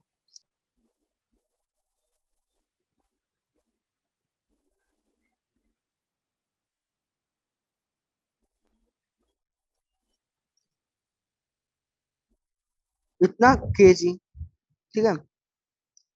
और आप इसको चाहे तो ग्राम में भी लिख सकते हैं, पर हाँ, जब आपको कोई वैल्यू पूछे, मास या कुछ भी पूछे, और उसका यूनिट ना दिया हो कि किस यूनिट में चाहिए, तो आपको आमतौर पर ऐसा यूनिट नहीं देना चाहिए, ठीक है। तो मास का ऐसा यूनिट है केजी, तो ऐसा केजी में, ठीक है? तो सिंपल था, कुछ खास नहीं था, हमको नहीं लगता इतना टफ आप लोग को लगा होगा। चलते हैं, मतलब जब एनसीईआरटी करने से फायदा क्या है ना, कि जब आप इजी क्वेश्चंस करते हैं ना, तो थोड़ा कॉन्फिडेंस आने लगता है चैप्टर में। क्यों? क्योंकि उससे आपका बेसिक क्लियर होने लगता है। जब आपका बेसिक क्लियर हो जाता है, तो जब उस क्वेश्चन को घुमा फिरा के दिया जाता है, तो आसानी से होता है, ठीक है। तो चलिए अब 2.2 की तरफ बढ़ते हुए, calculate the total number of, 2.2 में जो पहला क्वेश्चन है, calculate the total number of electron presence in 1 mole of methane, ठीक है। यानी calculate the total number of electron present in 1 mole of methane, माने अगर हम आपको 1 मोल मीथेन दे रहे हैं, तो उसमें टोटल नंबर ऑफ कितना इलेक्ट्रॉन प्रेजेंट है, ठीक। तो सबसे पहले मीथेन का स्ट्रक्चर जानने का प्रयास करते हैं। कितना है? CH4। हर एक 4 हाइड्रोजन का एक एक इलेक्ट्रॉन होता है, तो कितना इलेक्ट्रॉन होगा? टोटल 4। एक कार्बन का टोटल कितना होता है? अम, एक, दो, 6 होते हैं। टोटल कितने इलेक्ट्रॉन होगा? 10, ठीक है। यानी एक मॉलिक्यूल CH4 में 10 इलेक्ट्रॉन प्रेजेंट है। तो एक मोल CH4 में कितना इलेक्ट्रॉन होगा? एक मोल CH4 में कितना CH4 है? 6.02, 3 into 10 to the power 23 moles, 10 to the power 23 CH4 है। तो इलेक्ट्रॉन का नंबर कितना होगा? अगर एक CH4 में 10 इलेक्ट्रॉन है, एक मोल CH4 में कितना इलेक्ट्रॉन होगा? 6.023 इंटू 10 पावर 24 इलेक्ट्रॉन होगा, ठीक है। सिंपल है।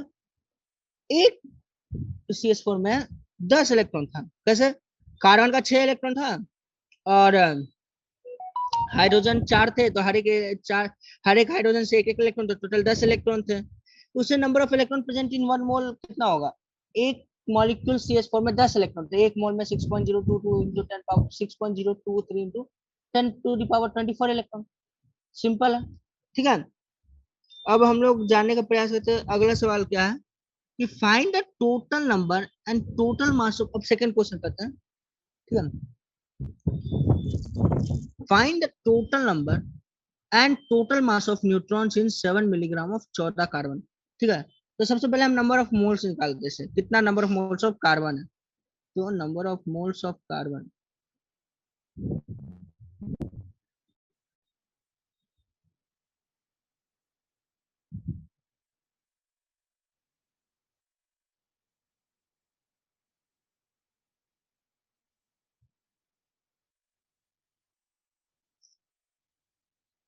तो number of moles of carbon का फॉर्मूला क्या है?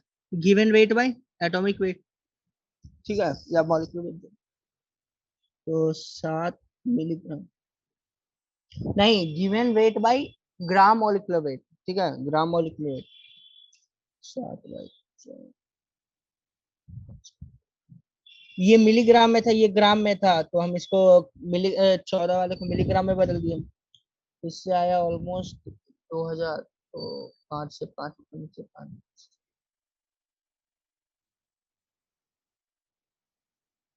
मोल्स कितना मोल्स है, ठीक है। तो अब इन्होंने पूछा कि टोटल नंबर ऑफ न्यूट्रॉन्स, ठीक है। तो सबसे पहले एक मतलब नंबर ऑफ मोल्स जब निकाले तो इसमें टोटल कितना कार्बन होगा? 5 × 10⁻⁻⁴ इंटू 6 × 10⁻6.0।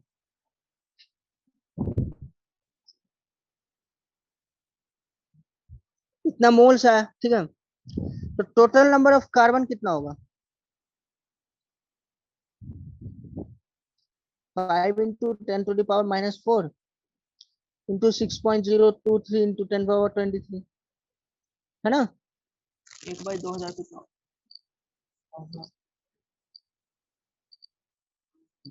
हाँ, ठीक है। इतना टोटल नंबर ऑफ कार्बन होगा, ठीक है। इसको मल्टीप्लाई कर देते हैं। तो 5 से 15, 5 दूनी 10, 11, 500।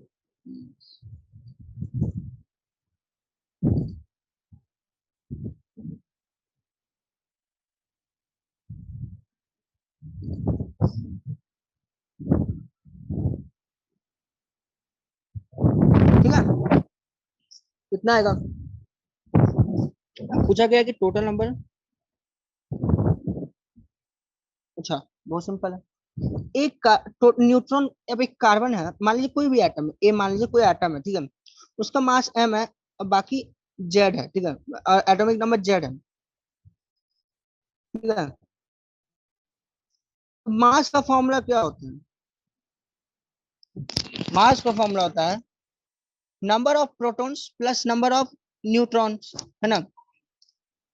अब क्या है कि इन्होंने पूछा कि अब एक कार्बन का मॉलिक्यूल अगर ले लीजिए 14C कार्बन का, ठीक है।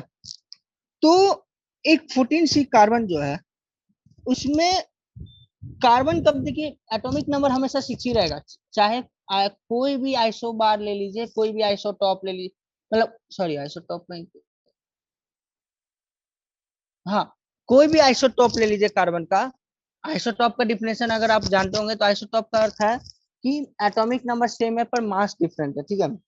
तो जैसे for example isotopes of carbon अगर जाना जाए तो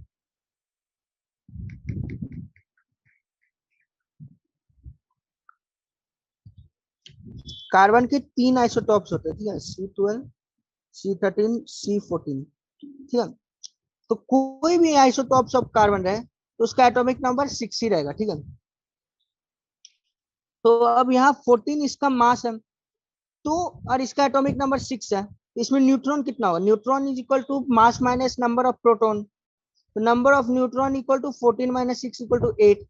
यानी हर एक atom of 14C, in every atom of 14C there are almost there are 8 neutrons. There are 8 neutrons in every atom of 14 carbon 14C, ठीक है। तो अब क्या है कि जब हमें पता चला कि हर एक एटम में 8 न्यूट्रॉन्स है, तो यहाँ पे टोटल कितने कार्बन एटम्स हैं? 3.0115 इंटू 10⁻23 तो उसमें कितने नंबर ऑफ न्यूट्रॉन्स होंगे? नंबर ऑफ न्यूट्रॉन्स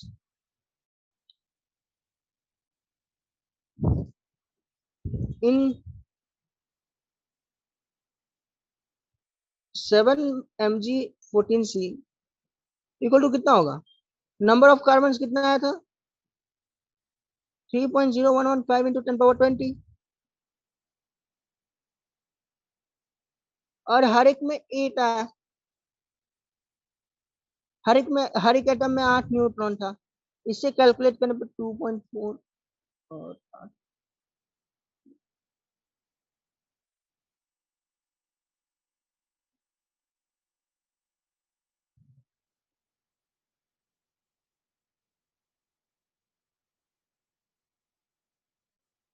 बस इतना ही। यानी इतने न्यूट्रॉन्स प्रेजेंट है 7 mg कार्बन में, ठीक है। अब क्या है, हमें चाहिए अब इनका वेट। तो हर एक न्यूट्रॉन का वेट होता है 1.675 इंटू 10⁻⁻27। बस मल्टीप्लाई कर दीजिए। तो टोटल वेट ऑफ न्यूट्रॉन्स कितना होगा या टोटल मास?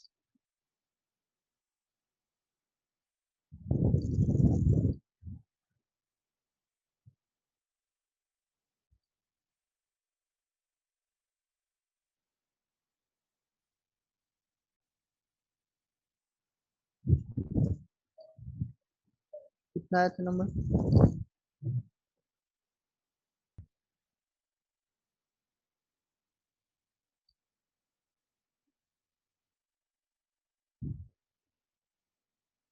अब इन दोनों वैल्यू को मल्टीप्लाई करना होगा।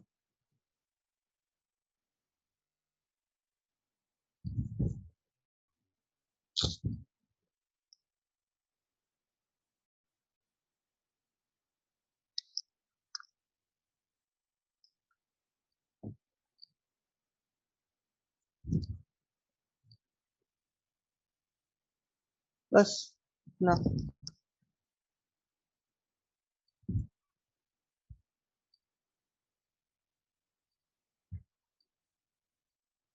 ठीक है,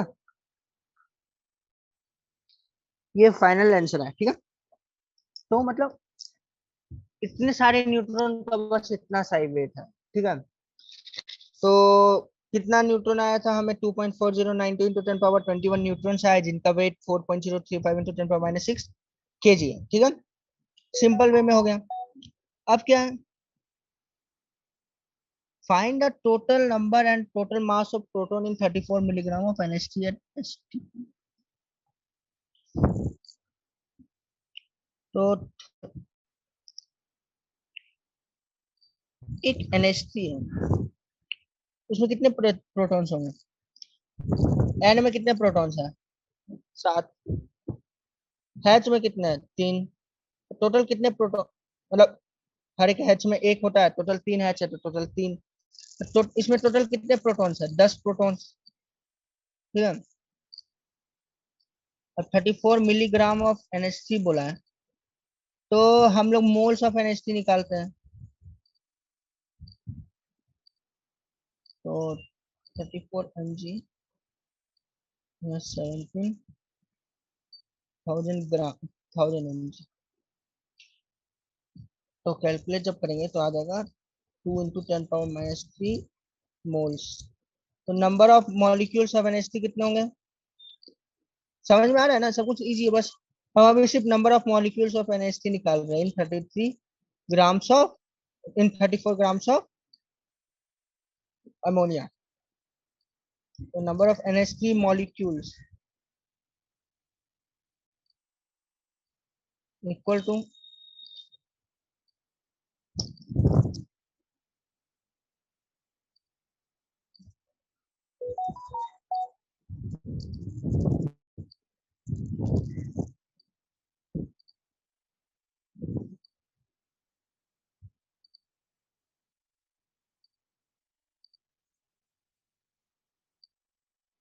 इतना नंबर ऑफ NH3 मॉलिक्यूल्स है। अब प्रोटॉन्स का तो नंबर कितना हो जाएगा?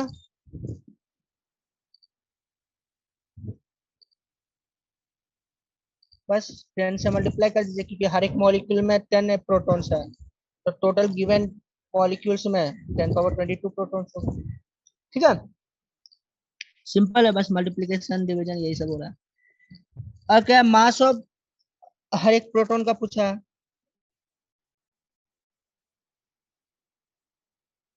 तो मास ऑफ टोटल मास, तो ये हर एक प्रोटॉन का मास कितना होता है? मास ऑफ इच प्रोटॉन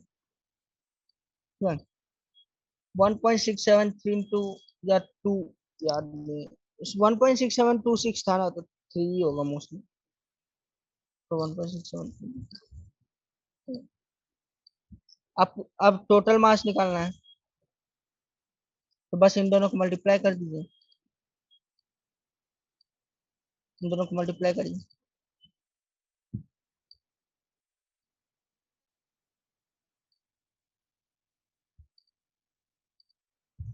सब काम आपको बिना कैलकुलेटर के करना है।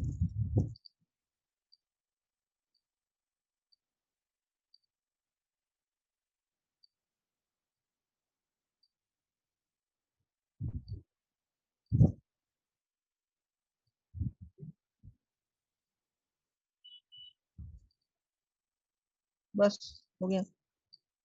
इतना है 2.015 इंटू 10 पावर -5 kg है टोटल मास ऑफ प्रोटॉन। ठीक है,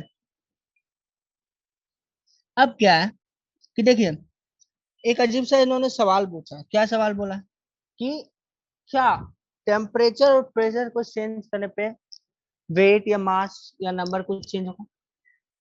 तो नहीं, नहीं होना। क्यों? क्योंकि जो number of electron, proton, neutron ये सब होता है, ठीक है, वो सब टेम्परेचर बेस्ड नहीं होते, वो कांस्टेंट ही होते, ठीक है।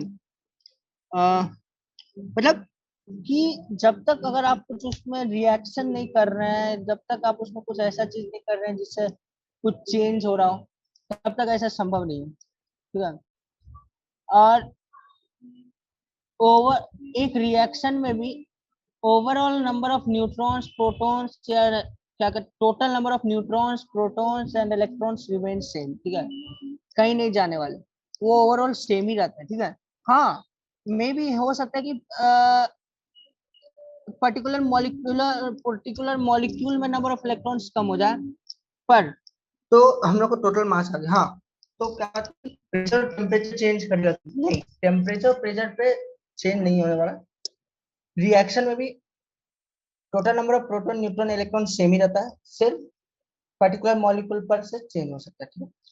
बाकी मतलब आमतौर पे कभी भी इलेक्ट्रॉन, प्रोटॉन, न्यूट्रॉन का नंबर टेम्परेचर प्रेशर पे डिपेंडेंट नहीं होता है, ठीक है, कभी भी डिपेंडेंट नहीं होता है। Number of electron, proton, neutron doesn't depend on temperature and pressure, ठीक है।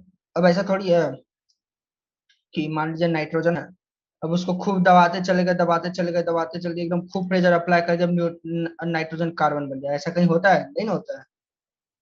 नाइट्रोजन नाइट्रोजन ही रहेगा, उसमें आप कितना भी प्रेशर लगाइए, उसको कितना भी मारिए, पीटिए, ठोकिए, उसको कितना टेम्परेचर, उसको एकदम हीट कर दीजिए, एकदम दौड़ाइए खूब, उसके इलेक्ट्रॉन को खूब काइनेटिक एनर्जी दीजिए, तभी वो न्यूट्रॉन ही रहेगा, सॉरी तभी वो नाइट्रोजन ही रहेगा, ठीक है। चाहे कितना भी काइनेटिक एनर्जी दे दीजिए, नाइट्रोजन नाइट्रोजन ही रहता। हाँ, कुछ केसेस होता है कि जैसे रेडियो एक्टिविटी कहते हैं उसको, उसमें क्या होता है कि स्प्लिट हो जाता है, ठीक है, उसको कहते हैं स्प्लिटिंग हो जाता है। उसको कहते हैं क्या है, उसका एग्जैक्ट नाम बोल रहे, एमिशन होता है, और वो क्या कहते हैं पता नहीं, एग्जैक्ट नाम हमको याद नहीं है, ठीक है। तो उस वो सब केस अलग है, वो न्यूक्लियर एक्टिविटी बेस्ड है, ठीक है। तो वो रेडियो एक्टिविटी का केस है, तो उस पर अभी हम लोग को जाना नहीं है, ठीक है। आमतौर पे चेंज नहीं होता है, जब तक रेडियो एक्टिविटी का केस नहीं पढ़ रहे हो तब तक चेंज नहीं होता है, ठीक है। अगर रेडियो एक्टिविटी का केस जब रेडियो एक्टिविटी का केस पढ़ते हैं, तब हाँ मे भी शायद चेंज हो जाए, तब तक केस अलग ही है, ठीक है। तो इस क्वेश्चन में रेडियो एक्टिविटी से कोई लेना देना नहीं है, ठीक है। अब हम लोग 2.3 पे चलते, ठीक है। तो क्या था कि how many neutrons and protons are there in following nucleus, बहुत इजी, क्या है, सिर्फ फॉर्मूला, क्या है फॉर्मूला, क्या है, बस number of neutron, number of, sorry mass number equal to, यानी mass equal to number of neutrons plus number of proton, सबसे पहला फॉर्मूला।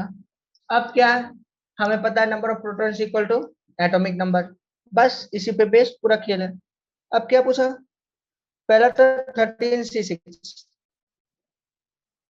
इसका एटॉमिक नंबर क्या होगा, 6। अब इसका मास नंबर दिया 13, तो नंबर ऑफ, तो अब नंबर ऑफ प्रोटॉन्स क्या होगा, ये नंबर ऑफ प्रोटॉन्स का सिंबल लिख रहा है 6। नंबर ऑफ न्यूट्रॉन्स क्या होगा, मास नंबर इक्वल टू, नहीं मास नंबर माइनस प्रोटॉन्स का नंबर, तो 13 - 6 इक्वल टू 7, ये नंबर ऑफ न्यूट्रॉन है, ठीक है। उसी तरह 1608, उसमें number of protons 8, number of neutrons 8, ठीक है। 24 magnesium 12, number of protons 12, number of neutrons 12, ठीक है। उसी तरह 56 Fe26, number of protons 26, number of neutrons 30, उसी तरह 88 38 SR, इसमें number of protons 38, number of neutrons 88 - 38 कितना हुआ, 50। मतलब एक चीज आप नोटिस किया, छोटा छोटा जो एटम था उसमें almost number of protons and number of electrons were same, मतलब जब छोटा छोटा एलिमेंट्स, जब ऑलमोस्ट 30 तक या 20 तक के एलिमेंट्स के बारे में बात करते हैं, तो उसमें प्रोटॉन का नंबर और इलेक्ट्रॉन का नंबर ऑलमोस्ट, सॉरी, प्रोटॉन का नंबर और न्यूट्रॉन का नंबर ऑलमोस्ट सेम होता है, ठीक है, ऑलमोस्ट सेम होता है, ये +1 - 1 का डिफरेंस है। लेकिन उसका जैसे जैसे हम लोग 20 के बाद के एलिमेंट्स की तरफ बढ़ने लगते हैं, तो वो गैप बढ़ने लगता है, difference between number of protons and number of neutrons starts increasing, and sometimes it goes to very large values, ठीक है, like for example उसका एग्जैक्ट आइडिया नहीं, पर हाँ 20 तक के डिफरेंस तक शायद आ सकता है हमको, ऐसे 12 का डिफरेंस तो अभी आपके सामने ही है, अब मे बी 20 या 25 जा ही सकता है, क्योंकि नहीं 25 जगह पर, हाँ 20 तक शायद जा सकता है, क्योंकि ये बड़ा लेंस है, ठीक है। तो इस तरह से हो गया। अब इस पे चलते हैं, right the complete symbol of for the atom with the given atomic number Z and atomic mass. बहुत आसान है,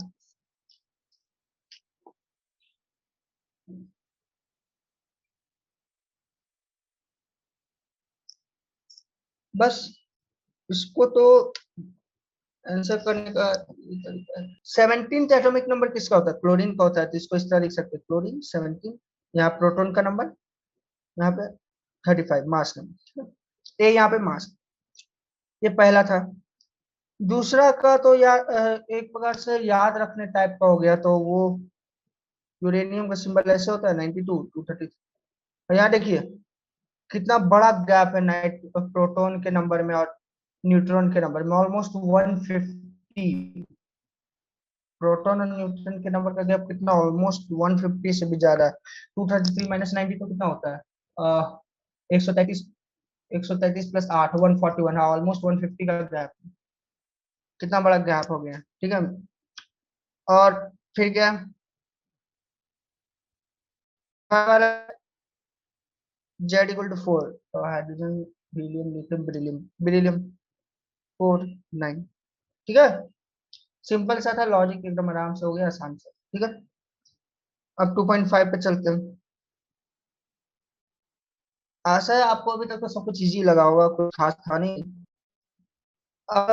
वेव के क्वेश्चन को करने वाले, तो वेव का एक दो मेन फॉर्मूला आपको जो जान लेना चाहिए वो ये है, mu lambda equal to c, और energy equal to h c by lambda equal to h मी। एक और बात, असल में क्या है कि mu equal to frequency of wave and lambda equal to wavelength of wave. असल में क्या होता है कि फ्रीक्वेंसी एंड लैम्डा का जो प्रोडक्ट होता है वो स्पीड ऑफ वेव होता है, ठीक है। और हम लोग अभी जिन वेव के साथ डील कर रहे हैं उनका स्पीड लाइट के बराबर ही है, ठीक है। इसलिए हम लोग directly mu lambda equal to c कर लेते हैं, पर जब आप फिजिक्स में पढ़िएगा तो वहां पढ़ेगा mu lambda equal to wave velocity, ठीक है। तो फिलहाल यहाँ पे करते हैं, yellow light emitted from a sodium lamp has a wavelength of इतना, calculate the frequency and wave number of yellow light, ठीक है। फ्रीक्वेंसी का फॉर्मूला क्या आया? Mu equal to c by lambda, तो 3 × 10⁸ इसी है, और 580, इसको ऐसा यूनिट में बदल दीजिए तो 10⁻⁻, तो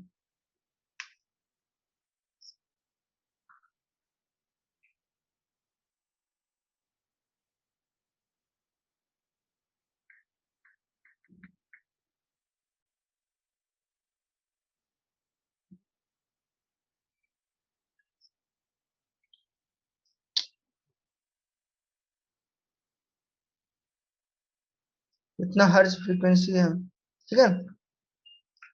और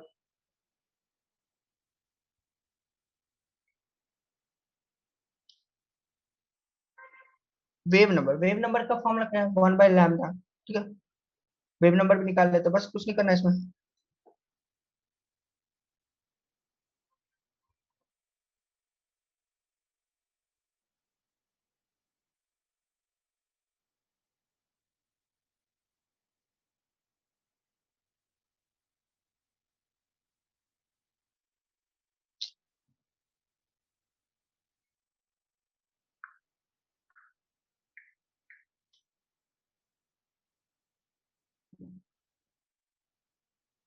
ठीक है, कुछ था नहीं, आराम से हो गया, ठीक है।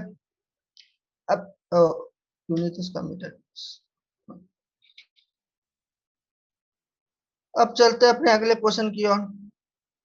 Find energy of each of photon which correspond to light of frequency इतना and have wavelength of 50.50 ampere. एक उस क्वेश्चन में एक थोड़ा सा प्रिंटिंग मिस्टेक है। प्रिंटिंग मिस्टेक ये है कि क्वेश्चन है 2.61, फ्रीक्वेंसी यहाँ पे होना चाहिए था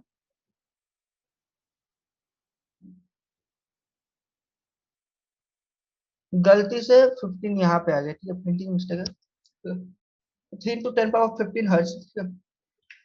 अब इस पे इन्होंने सबसे पहले पूछा एनर्जी, तो सिंपल है, energy equal to h mu. तो एच का वैल्यू होता है 6.626 इंटू 10⁻⁻31। ठीक है, 34 जॉल सेकेंड।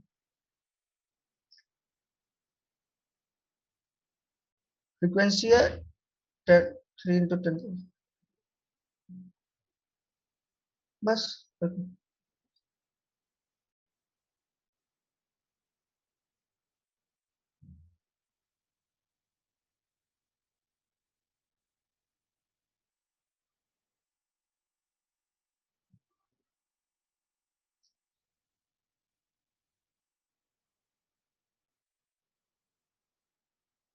ठीक है, यही है आंसर। ठीक है, अब आप चाहे तो इसको इलेक्ट्रॉन वोल्ट में भी बदल सकते हैं, अगर आपकी मर्जी हो तो कर सकते हैं, कोई दिक्कत नहीं है। इलेक्ट्रॉन वोल्ट में भी इसका आप आंसर लिख सकते हैं। ठीक है, मोस्टली कुछ बोला नहीं तो जॉल्स में भी लिखे।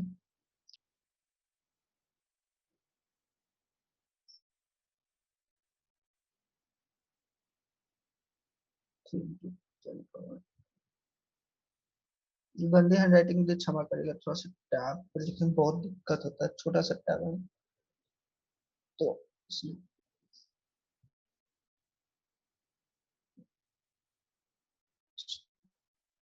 ठीक है, सब कुछ ऐसा ही यूनिट में बदल दिया।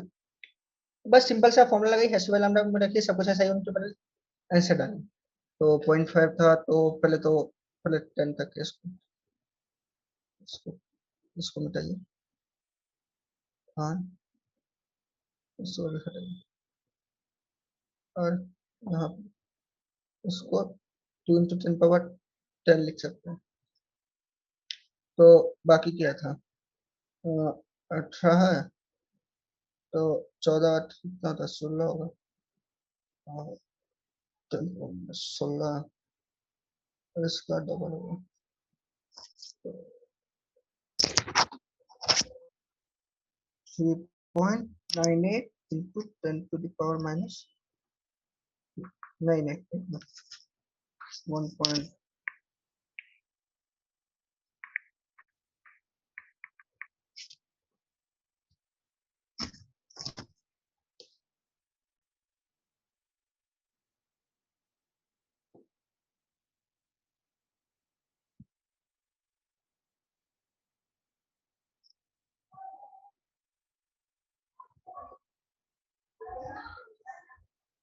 बस इतना ही सही। ठीक है, अब 2.7 करते हैं। Calculate the wavelength frequency and wave number of lambda whose period is 2 into 10⁻10 second। कुछ नहीं है, बहुत सिंपल है। तो इस क्वेश्चन में इन्होंने क्या दिया हमें, टाइम पीरियड। ठीक है, हमें फ्रीक्वेंसी पता है इक्वल टू 1/टाइम पीरियड, तो इससे हमें क्या होगा कि 1/2 into 10⁻10 सब्स्टिट्यूट किए, तो यहाँ पर इससे हमें आ गया 5 × 10⁻9 हर्ट्ज। ये आया हमें फ्रीक्वेंसी। ठीक है, अब क्या है, फ्रीक्वेंसी आ गया, वेवलेंथ निकालेंगे। Lambda equal to c by mu, 3 × 10⁻8, 5 × 10⁻9। इससे हमें आ गया लैम्डा इक्वल टू 0.6, ऐसे ही था तो 6 × 5.0। ठीक है, और 50 तो हाँ ठीक है, 0.06 मीटर्स। ठीक है, लैम्डा का यूनिट क्या होगा, मीटर्स। सब कुछ ऐसा ही। वेव नंबर आसान है, वेव नंबर इक्वल टू 1/λ, तो 100/6,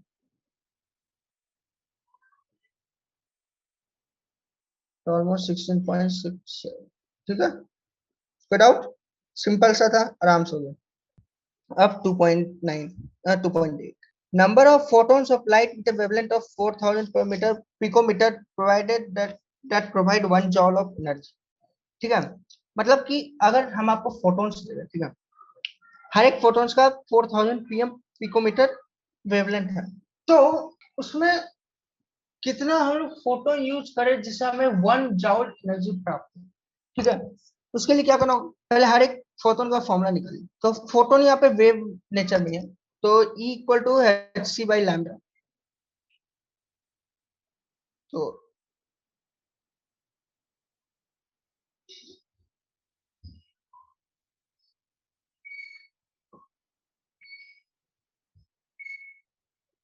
divided by 4000 picometer, picometer is 10 power minus 2।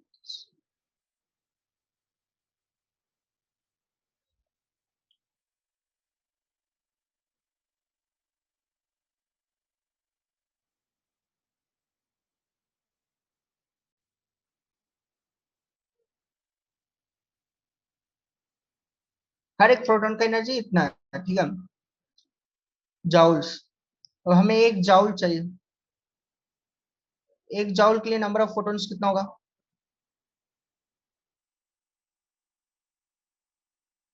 1 by 4.695, sorry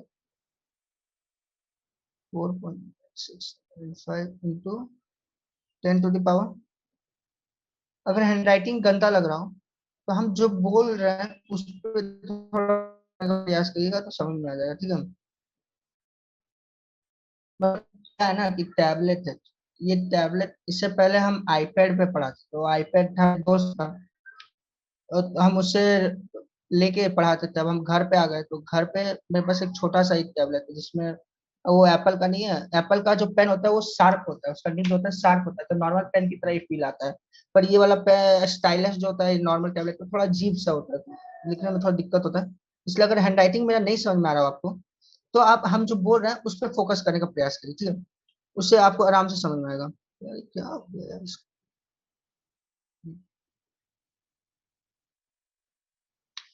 हाँ, तो इसको 1 से डिवाइड,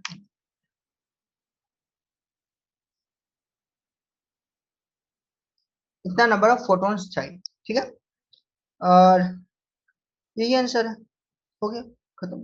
अब क्या है, तो क्वेश्चन सिंपल सा हो गया। अब चलते 2.9 पे, मतलब अभी आप देख सकते हैं कि कुछ चंद फॉर्मूलों से इतना टाइप का क्वेश्चन आया, सिंपल से थे, आसान से, ठीक है।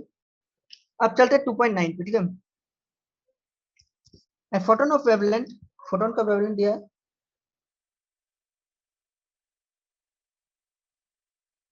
strikes on metal surface, the bulk function of the metal being इतना, calculate the energy of photon, the kinetic energy of emission, the velocity of photoelectron, अलावा कुछ। तो ये क्या है, फोटो इलेक्ट्रॉन एमिशन पे। इलेक्ट्रॉन फोटो इलेक्ट्रॉन एमिशन का formula कहता है कि एनर्जी ऑफ लाइट फॉलिंग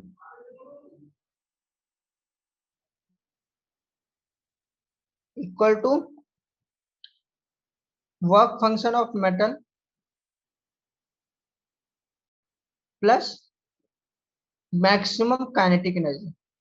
एक बात ध्यान रखिएगा, फोटो इलेक्ट्रॉन एमिशन होने के बाद जो इलेक्ट्रॉन निकलते हैं, जरूरी नहीं कि उनका काइनेटिक एनर्जी इस वैल्यू के बराबर हो, ठीक है, जरूरी नहीं है, लेकिन हाँ मैक्सिमम पॉसिबल काइनेटिक एनर्जी ये है।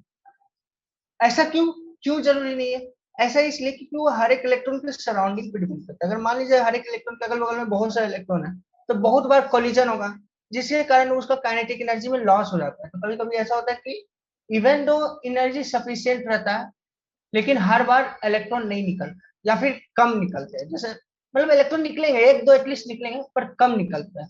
जैसे मान लीजिए आप 100 फोटोन गिरा, 100 फोटोन्स गिराते हैं, और हर एक फोटोन का एनर्जी वर्क फंक्शन से ज्यादा है, यानी वो फोटो इलेक्ट्रॉन्स जनरेट कर सकते हैं, लेकिन लेकिन वो फोटो इलेक्ट्रॉन जनरेट नहीं कर पाते हैं। मतलब अगर 100 फोटोन्स गिरा रहे हैं, तो जरूरी नहीं है कि 100 फोटो इलेक्ट्रॉन्स निकले, और या फिर अगर 100 फोटो इलेक्ट्रॉन्स निकल रहे हैं तो सबका kinetic energy maximum kinetic energy के बराबर हो, ये भी जरूरी नहीं है, ठीक है।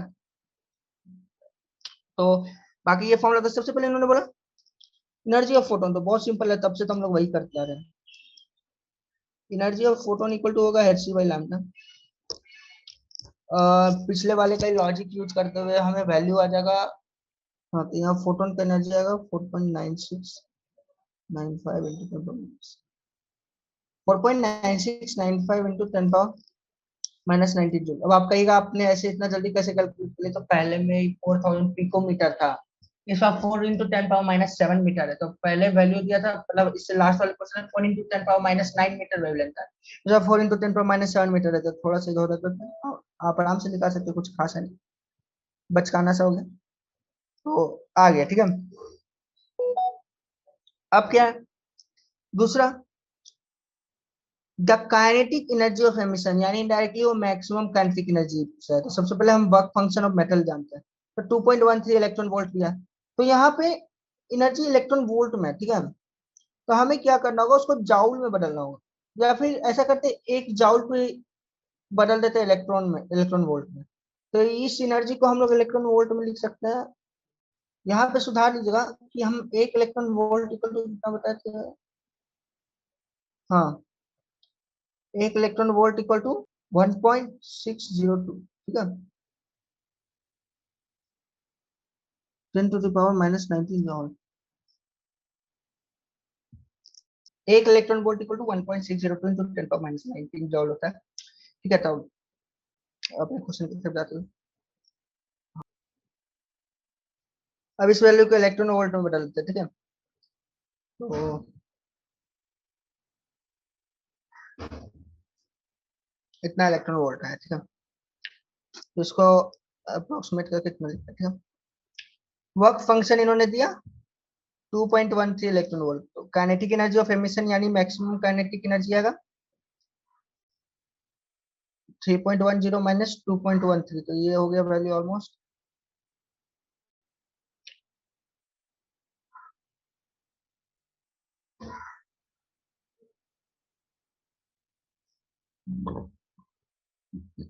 Sorry,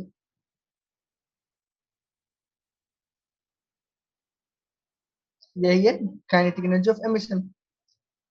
velocity of photo electron, तो मतलब वो कैलकुलेशन बहुत मतलब हार्ड हो जा रहा है, ठीक है। फिर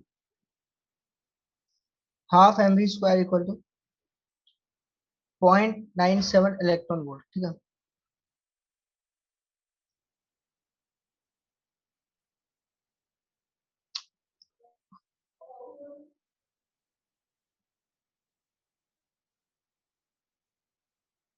इसको जाउल्स में पहले बदलते हैं,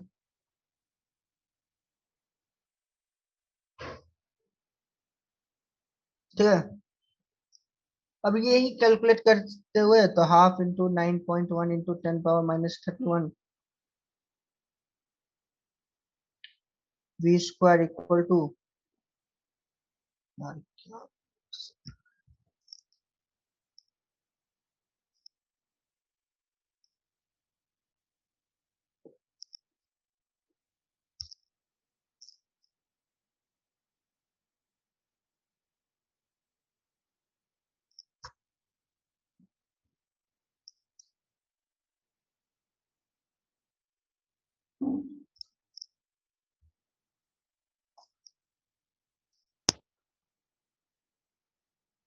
ठीक है।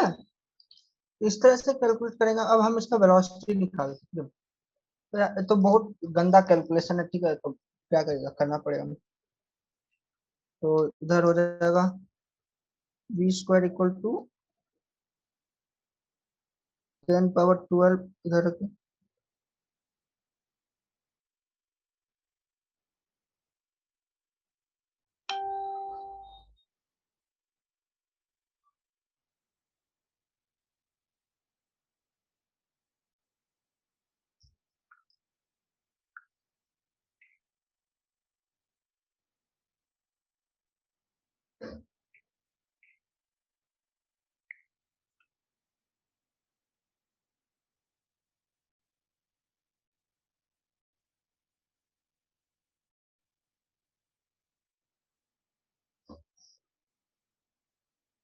इतना आया इलेक्ट्रॉन का वेलोसिटी, मैक्सिमम वेलोसिटी है, ठीक है, वेलोसिटी ऑफ फोटो इलेक्ट्रॉन, ठीक है। तो ये आ गया काफी मेहनत के बाद।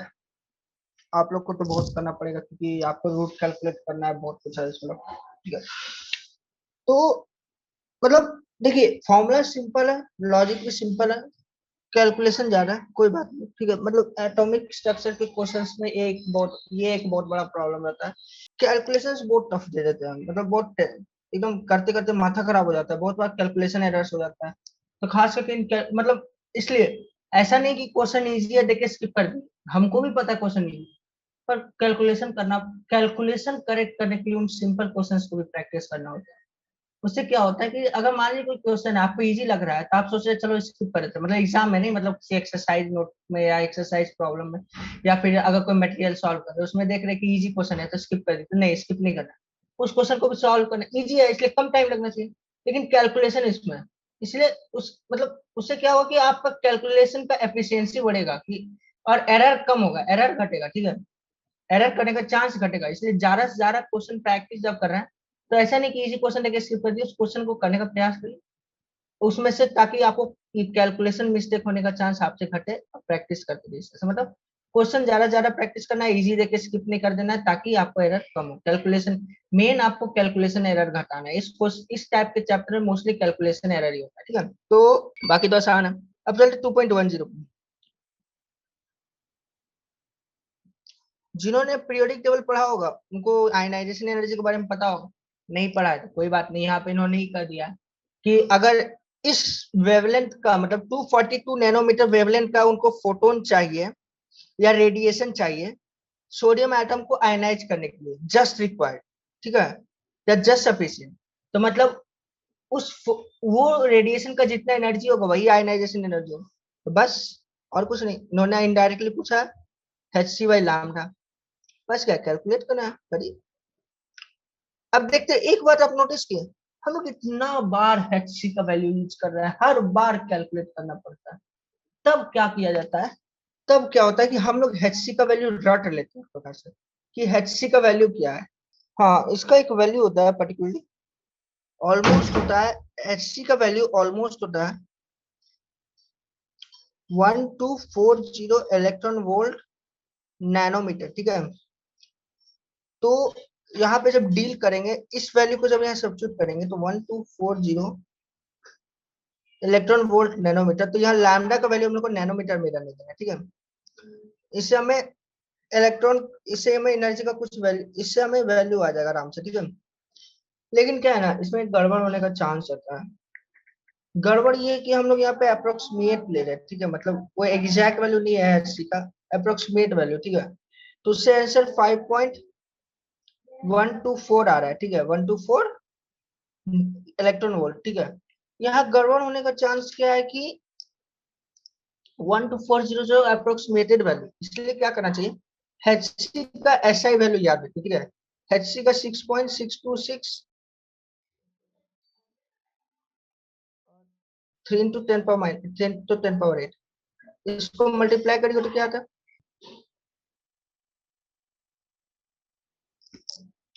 1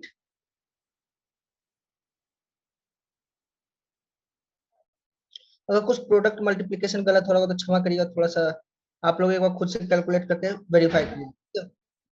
ऐसे सही है, टेंशन लेने की कोई बात नहीं, हम अच्छा से भी कैलकुलेट। ठीक है, तो HC का वैल्यू ये है, SI यूनिट में इसको याद कर लीजिए। ठीक है, इसको SI यूनिट में याद कर लीजिए और आराम से सारे कैलकुलेशन करते चलिए, आपको आराम से आंसर आते रहे। ठीक है, तो ऐसे 1240 वाला अप्रोक्सीमेशन भी आप यूज कर सकते हैं। आमतौर पे अगर ऑप्शन बेस्ड है तो आराम से यूज कर ही सकते हैं, क्योंकि ऑप्शन अगर रहेगा तो सिमिलर आंसर ही आएगा, तो उसके बेस पे आप दे सकते हैं। ठीक है, तो हमें आयनाइजेशन एनर्जी आ गया। ठीक है, कितना आयनाइजेशन एनर्जी का वैल्यू 5.124। ठीक है, 5.124 इलेक्ट्रॉन वोल्ट आया, तो उसको आपको एक चीज आप नोट की, इन्होंने पूछा किलो जूल पर मोल में। ठीक है, यानी हमें जो एनर्जी आया वो एक एटम का है, हमें हर एक मोल के लिए कितना एनर्जी चाहिए वो पता करना है। ठीक है, किलो जूल पर मोल में पूछा, तब क्या करना होगा, सबसे पहले तो इसको जॉल में बदलना है, तो जॉल में बदलने के लिए 5.124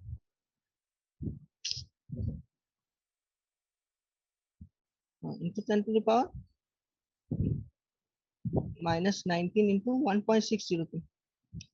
अब ये हर एक एटम का, अब इनको हर एक मोल का चाहिए इंटू 6 हर एक मोल के लिए इंटू 6.023।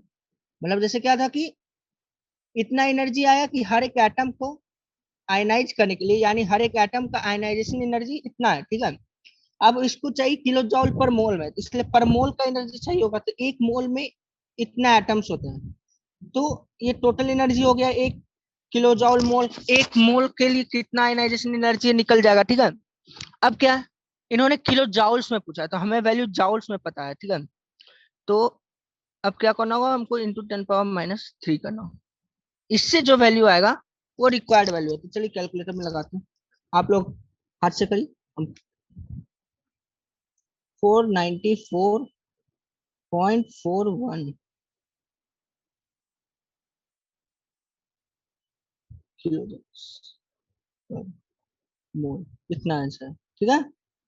टफ नहीं था। यूनिट हम भी ध्यान दीजिए, उसका हम ध्यान नहीं दिए यूनिट का, वो बस मेरा एरर हो गया। तो इस चीज का आपको ध्यान रखना है यूनिट का, ठीक है। इसमें 60 क्वेश्चन है, इस चैप्टर में 65 है, तो मोस्टली एक सेशन में हम 10 क्वेश्चन ही कर पाए हैं, तो उसमें भी 1 घंटा ही किए, तो मोस्टली और कितने तो 2 सेशन और चाहिए होगा, ठीक है। तो थोड़ा सा लंबा हो सकता है, तो 2 सेशन और करेंगे, सारे क्वेश्चन हम लोग सॉल्व करेंगे, ठीक है। मोस्टली 2 सेशन ही चाहिए। आज हम फिर भी 2.20 तक किसी भी तरह खत्म करने का प्रयास करेंगे। नहीं, 2.30 कुछ ज्यादा ही होगा। 2.15 या देखते कितना तक, या कितना एक्सटेंड हो सकता है ये सेशन, हम देखते हैं, ठीक है। फिलहाल इतना करते हैं। तो उन्होंने बोला कि 2.11 क्वेश्चन में एक येलो लाइट है जिसका वेवलेंथ है 0.57 माइक्रोमीटर। अब क्या बोल रहे हैं कि केस ये है कि इन्होंने बोला कि 25 वाट का बल्ब है, ठीक है, वो इस टाइप के वेव्स को मतलब इस टाइप के फोटोन्स को रिलीज कर रहा है, ठीक है। क्वेश्चन नहीं दिख रहा है तो देख सकते हैं कि मोनोक्रोमेटिक येलो लाइट है, ठीक है। तो अब हर एक, अब जो वेवलेंथ रहता है किसका रहता है, क्वांटा का ही रहता है, या वेव पार्टिकल्स का ही रहता है। उन वेव पार्टिकल्स को क्वांटा कहते हैं, ठीक है। अब इसने बोला हमसे कि 25 वाट का एक बल्ब है, ठीक है। तो 25 वाट बल्ब है, मतलब वो 25 जाउल पर सेकेंड, हर एक सेकेंड वो 25 जाउल रिलीज कर रहा है, ठीक है। तो वो पूछा कि हर एक सेकंड में कितने क्वांटा रिलीज हो रहे हैं, ठीक है। तो सबसे पहले क्या करेंगे, हर एक क्वांटा का एनर्जी निकालने का प्रयास करते हैं। तो क्वांटा की एनर्जी का फॉर्मूला क्या होगा, इक्वल टू hc/λ। hc का वैल्यू कितना था, 1.98, बस 78 इंटू 10⁻⁻25। नीचे में 0.57 इंटू 10⁻⁻6 माइक्रोमीटर में, इसलिए अब कैलकुलेट करते हैं।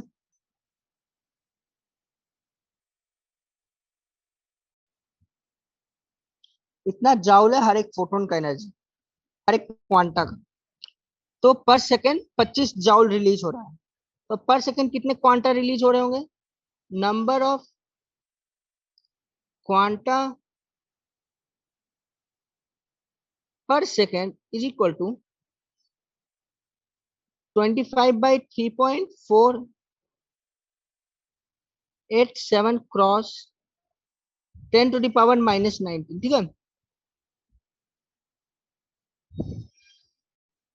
ठीक है, ऑलमोस्ट आ रहा है।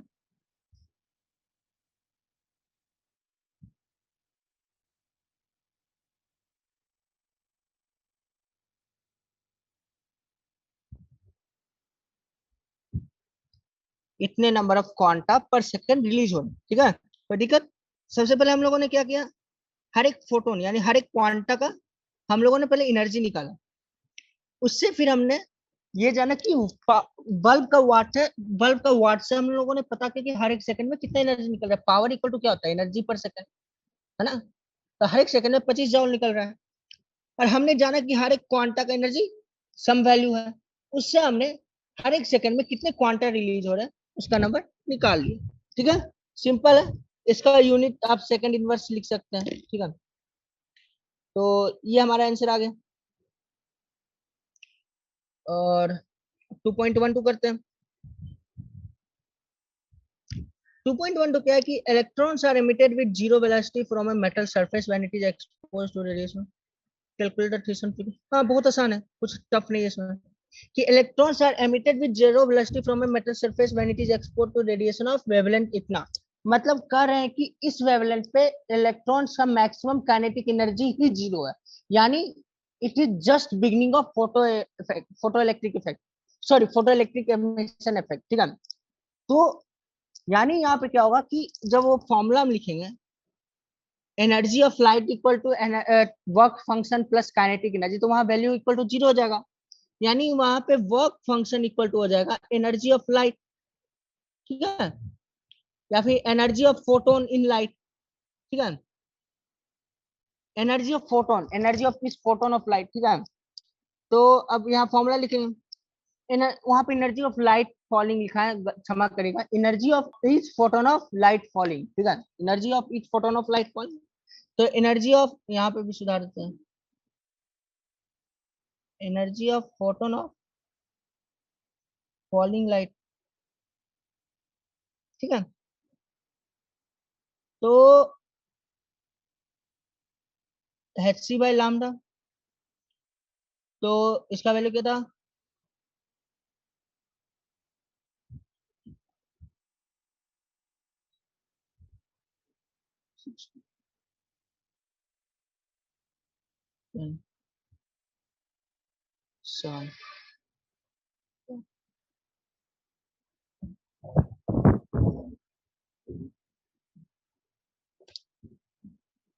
इतना जाउल है वर्क फंक्शन, ठीक है। अब इन्होंने थ्रेशोल्ड फ्रीक्वेंसी पूछा है, तो थ्रेशोल्ड फ्रीक्वेंसी भी आराम से निकल सकता है। फ्रीक्वेंसी इक्वल टू क्या होता है, threshold frequency equal work function equal to h into threshold frequency, ठीक है। तो आप चाहते ऊपर से ही निकाल सकते थे, जैसे यहाँ क्या था, work equal energy of photon था, तो h मी equal to h c by lambda, तो यहाँ मी equal to c by lambda हो जाता। तो 3.3 into 10 power 8 divided by 6 800 into 10 power -10, तो फ्रीक्वेंसी यहाँ हो जाएगा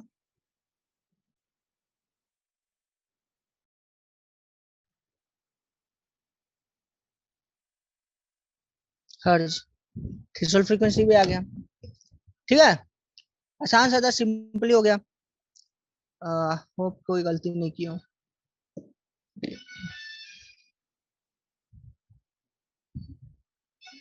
हाँ ठीक है। अब क्या चलते, मतलब आसान सा ही था, कुछ टफ नहीं था। अब चलते 2.13 पे। What is the wavelength of light emitted when the electron in a hydrogen atom undergoes transition from a energy level with n equal to 4 to an energy level with equal to n equal to 2?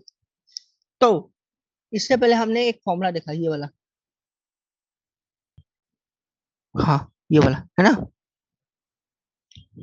v bar equal to, v bar यहाँ पे क्या है, wave number, यानी 1/λ equal to 109,677 1/n1 square minus 1/n2 square, ठीक है, centimetre inverse,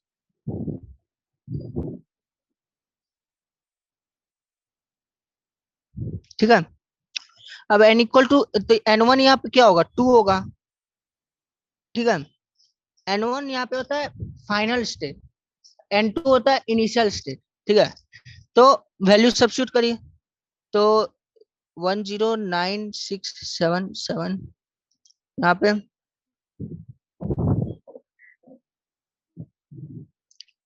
ये हो जाएगा 1/4 माइनस 1/16, ठीक है। तो जब कैलकुलेट करिएगा तो आएगा ऑलमोस्ट 12/16, 4 16, नहीं नहीं 4 16 3/16, और इसको जब कैलकुलेट करेंगे हम लोग आ जाएगा इतना,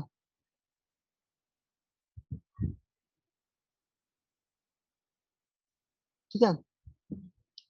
ये 20,564.4375 सेंटीमीटर इनवर्स, ठीक है। तो हमें तो ये 1/λ आया, तो हमको लैम्डा का वैल्यू चाहिए, तो क्या करेंगे, तो लैम्डा का वैल्यू आएगा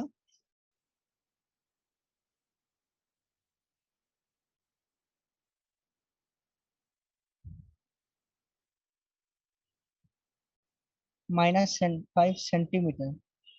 तो उसको मीटर्स में कर लेते हैं, 4.1 4.86 7 मीटर्स, इतना वेवलेंथ है इसका, light wavelength of light emitted, ठीक है। अब क्या है? मतलब सिंपल सा ही था, ठीक है। अब चलते, मतलब इसमें क्या लॉजिक था कि वो बस फॉर्मूला था, कोई लॉजिक लॉजिक है, ठीक है।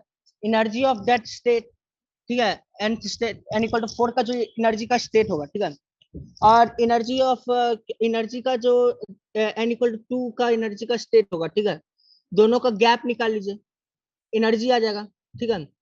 और हम लोगों ने क्या पढ़ा था, अगर आपको याद होगा तो यहाँ देखिए,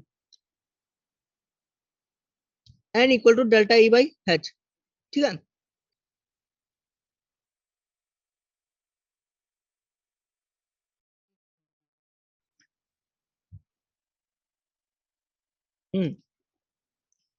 ई इक्वल टू, यहाँ पे शायद फॉर्मूला गलत है, ठीक है, या फिर उन्होंने दूसरा तरीका से रिप्रेजेंट किया, एन इक्वल टू में भी यहाँ पे फ्रीक्वेंसी हो, delta e equal to h mu, ठीक है।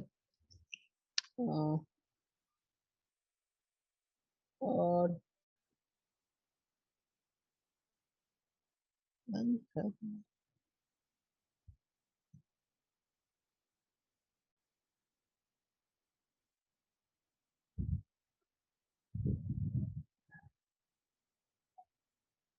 यहाँ पे जो एन है वो एन नहीं, एक्चुअली वहाँ पे फ्रीक्वेंसी होना चाहिए, ठीक है, फ्रीक्वेंसी होना चाहिए था फर्स्ट ऑफ। तो डेल्टा इक्वल टू एच में mu equal to delta e by h, first thing. Second thing, और की हम आपको आज इसका थ्योरी मतलब कैसे दिया है वो आज नहीं बता पा रहे हैं, अगला सेशन कर लेंगे, उसमें हम आपको बताने का हम प्रयास करेंगे, तब तक हम खुद पढ़ के आते हैं, ठीक है। तो ठीक है, पता नहीं कुछ तो करो, ठीक है, हम आपको ये बात कल बताएंगे, ठीक है। तब तक अगले क्वेश्चन पे चलते हैं, उसके मतलब हमको आपको बताना है कि वो ट्रांजिशन जो प्रूफ आया है एनर्जी लैम्डा का जो प्रूफ आया है, मतलब वो फॉर्मूला कहाँ से आया, ठीक है। तो वो हम कल आपको बताएंगे, हम खुद पढ़ के बताते हैं आपको, तब तक क्वेश्चन कर लेते हैं, एक दो क्वेश्चन, 2.15 तक का टारगेट था तो आज तक उसको कर। तो हाँ, तो how much energy is required to ionize a H atom if the electron occupies n equal to 5 और ये भी सिंपल सा है, ठीक है, कुछ नहीं है कि 2.14 एनर्जी इसको चाहिए कि आयनाइज करने के लिए n इक्वल 5 और देखिए आयनाइजेशन एनर्जी का फॉर्मूला है, आयनाइजेशन एनर्जी का शॉर्ट फॉर्म है, आयनाइजेशन एनर्जी का फॉर्मूला है energy at infinity minus energy at nth orbit, ठीक है। जिस भी ऑर्बिट का आपको चाहिए, क्या कहते हैं, आयनाइजेशन एनर्जी जिस भी ऑर्बिट से चाहिए, देखिए आमतौर पे ionization energy n equal to 1 orbit से ही लिया जाता है, ठीक है। लेकिन मे भी यहाँ पे दे दे, आयनाइजेशन एनर्जी का फॉर्मूला है energy required to ionize from n equal to 1, ठीक है। लेकिन क्या कहते हैं, यहाँ पे n इक्वल टू 5 से पहले एनर्जी पूछा, उसके बाद n इक्वल टू 1 से पूछा, ठीक है। At infinity energy is equal to zero, at infinity energy is equal to zero, तो यहाँ पे जीरो आ जाएगा ऑब्वियसली, यहाँ पे ई माइनस एन, यहाँ पे माइनस ऑफ एन, ठीक है। अब हमने पढ़ा था,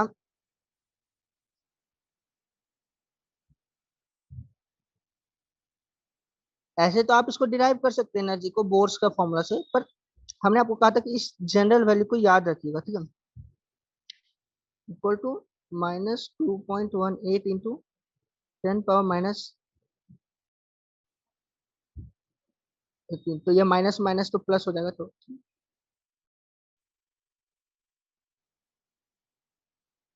ठीक है। यहाँ पे हाइड्रोजन का बात किया, ठीक है, क्वेश्चन में हाइड्रोजन का बात किया गया है ना, तो जेड इक्वल टू ऑब्वियसली 1 हो जाएगा, अब क्या है कि सबसे पहला क्वेश्चन एनर्जी चाहिए फिफ्थ ऑर्बिट से, तो 2.18 इंटू 10⁻−18 डिवाइडेड बाय 25, ठीक है। तो इसका वैल्यू होगा 8.72।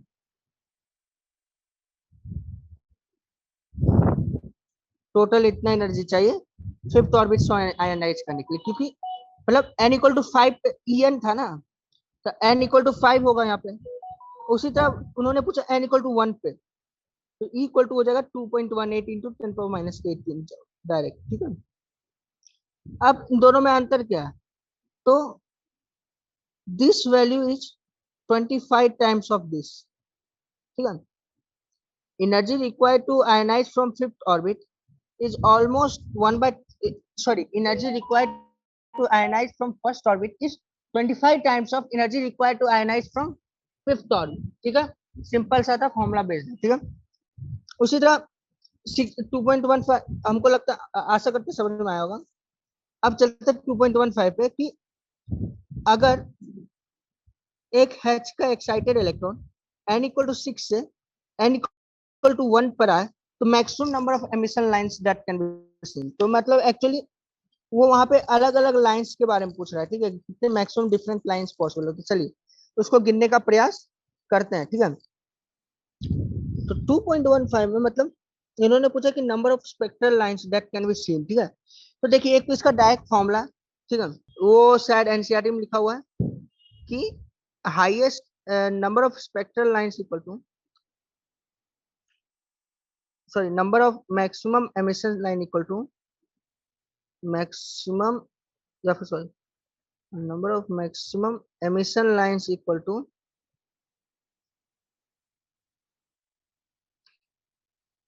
n into n-1/2, यानी जिस ऑर्बिट से वो गिर रहा है उसको अगर n मान ले तो इस फॉर्मूला को मान, ये फॉर्मूला है, ठीक है। तो क्या होगा 6 into 6-1/2 यानी 50, ठीक है।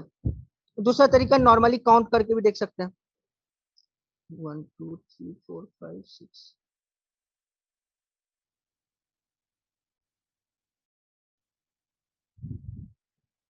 तो 1 2 3 4 5 6, तो कैसे कैसे टूट के आ सकते हैं।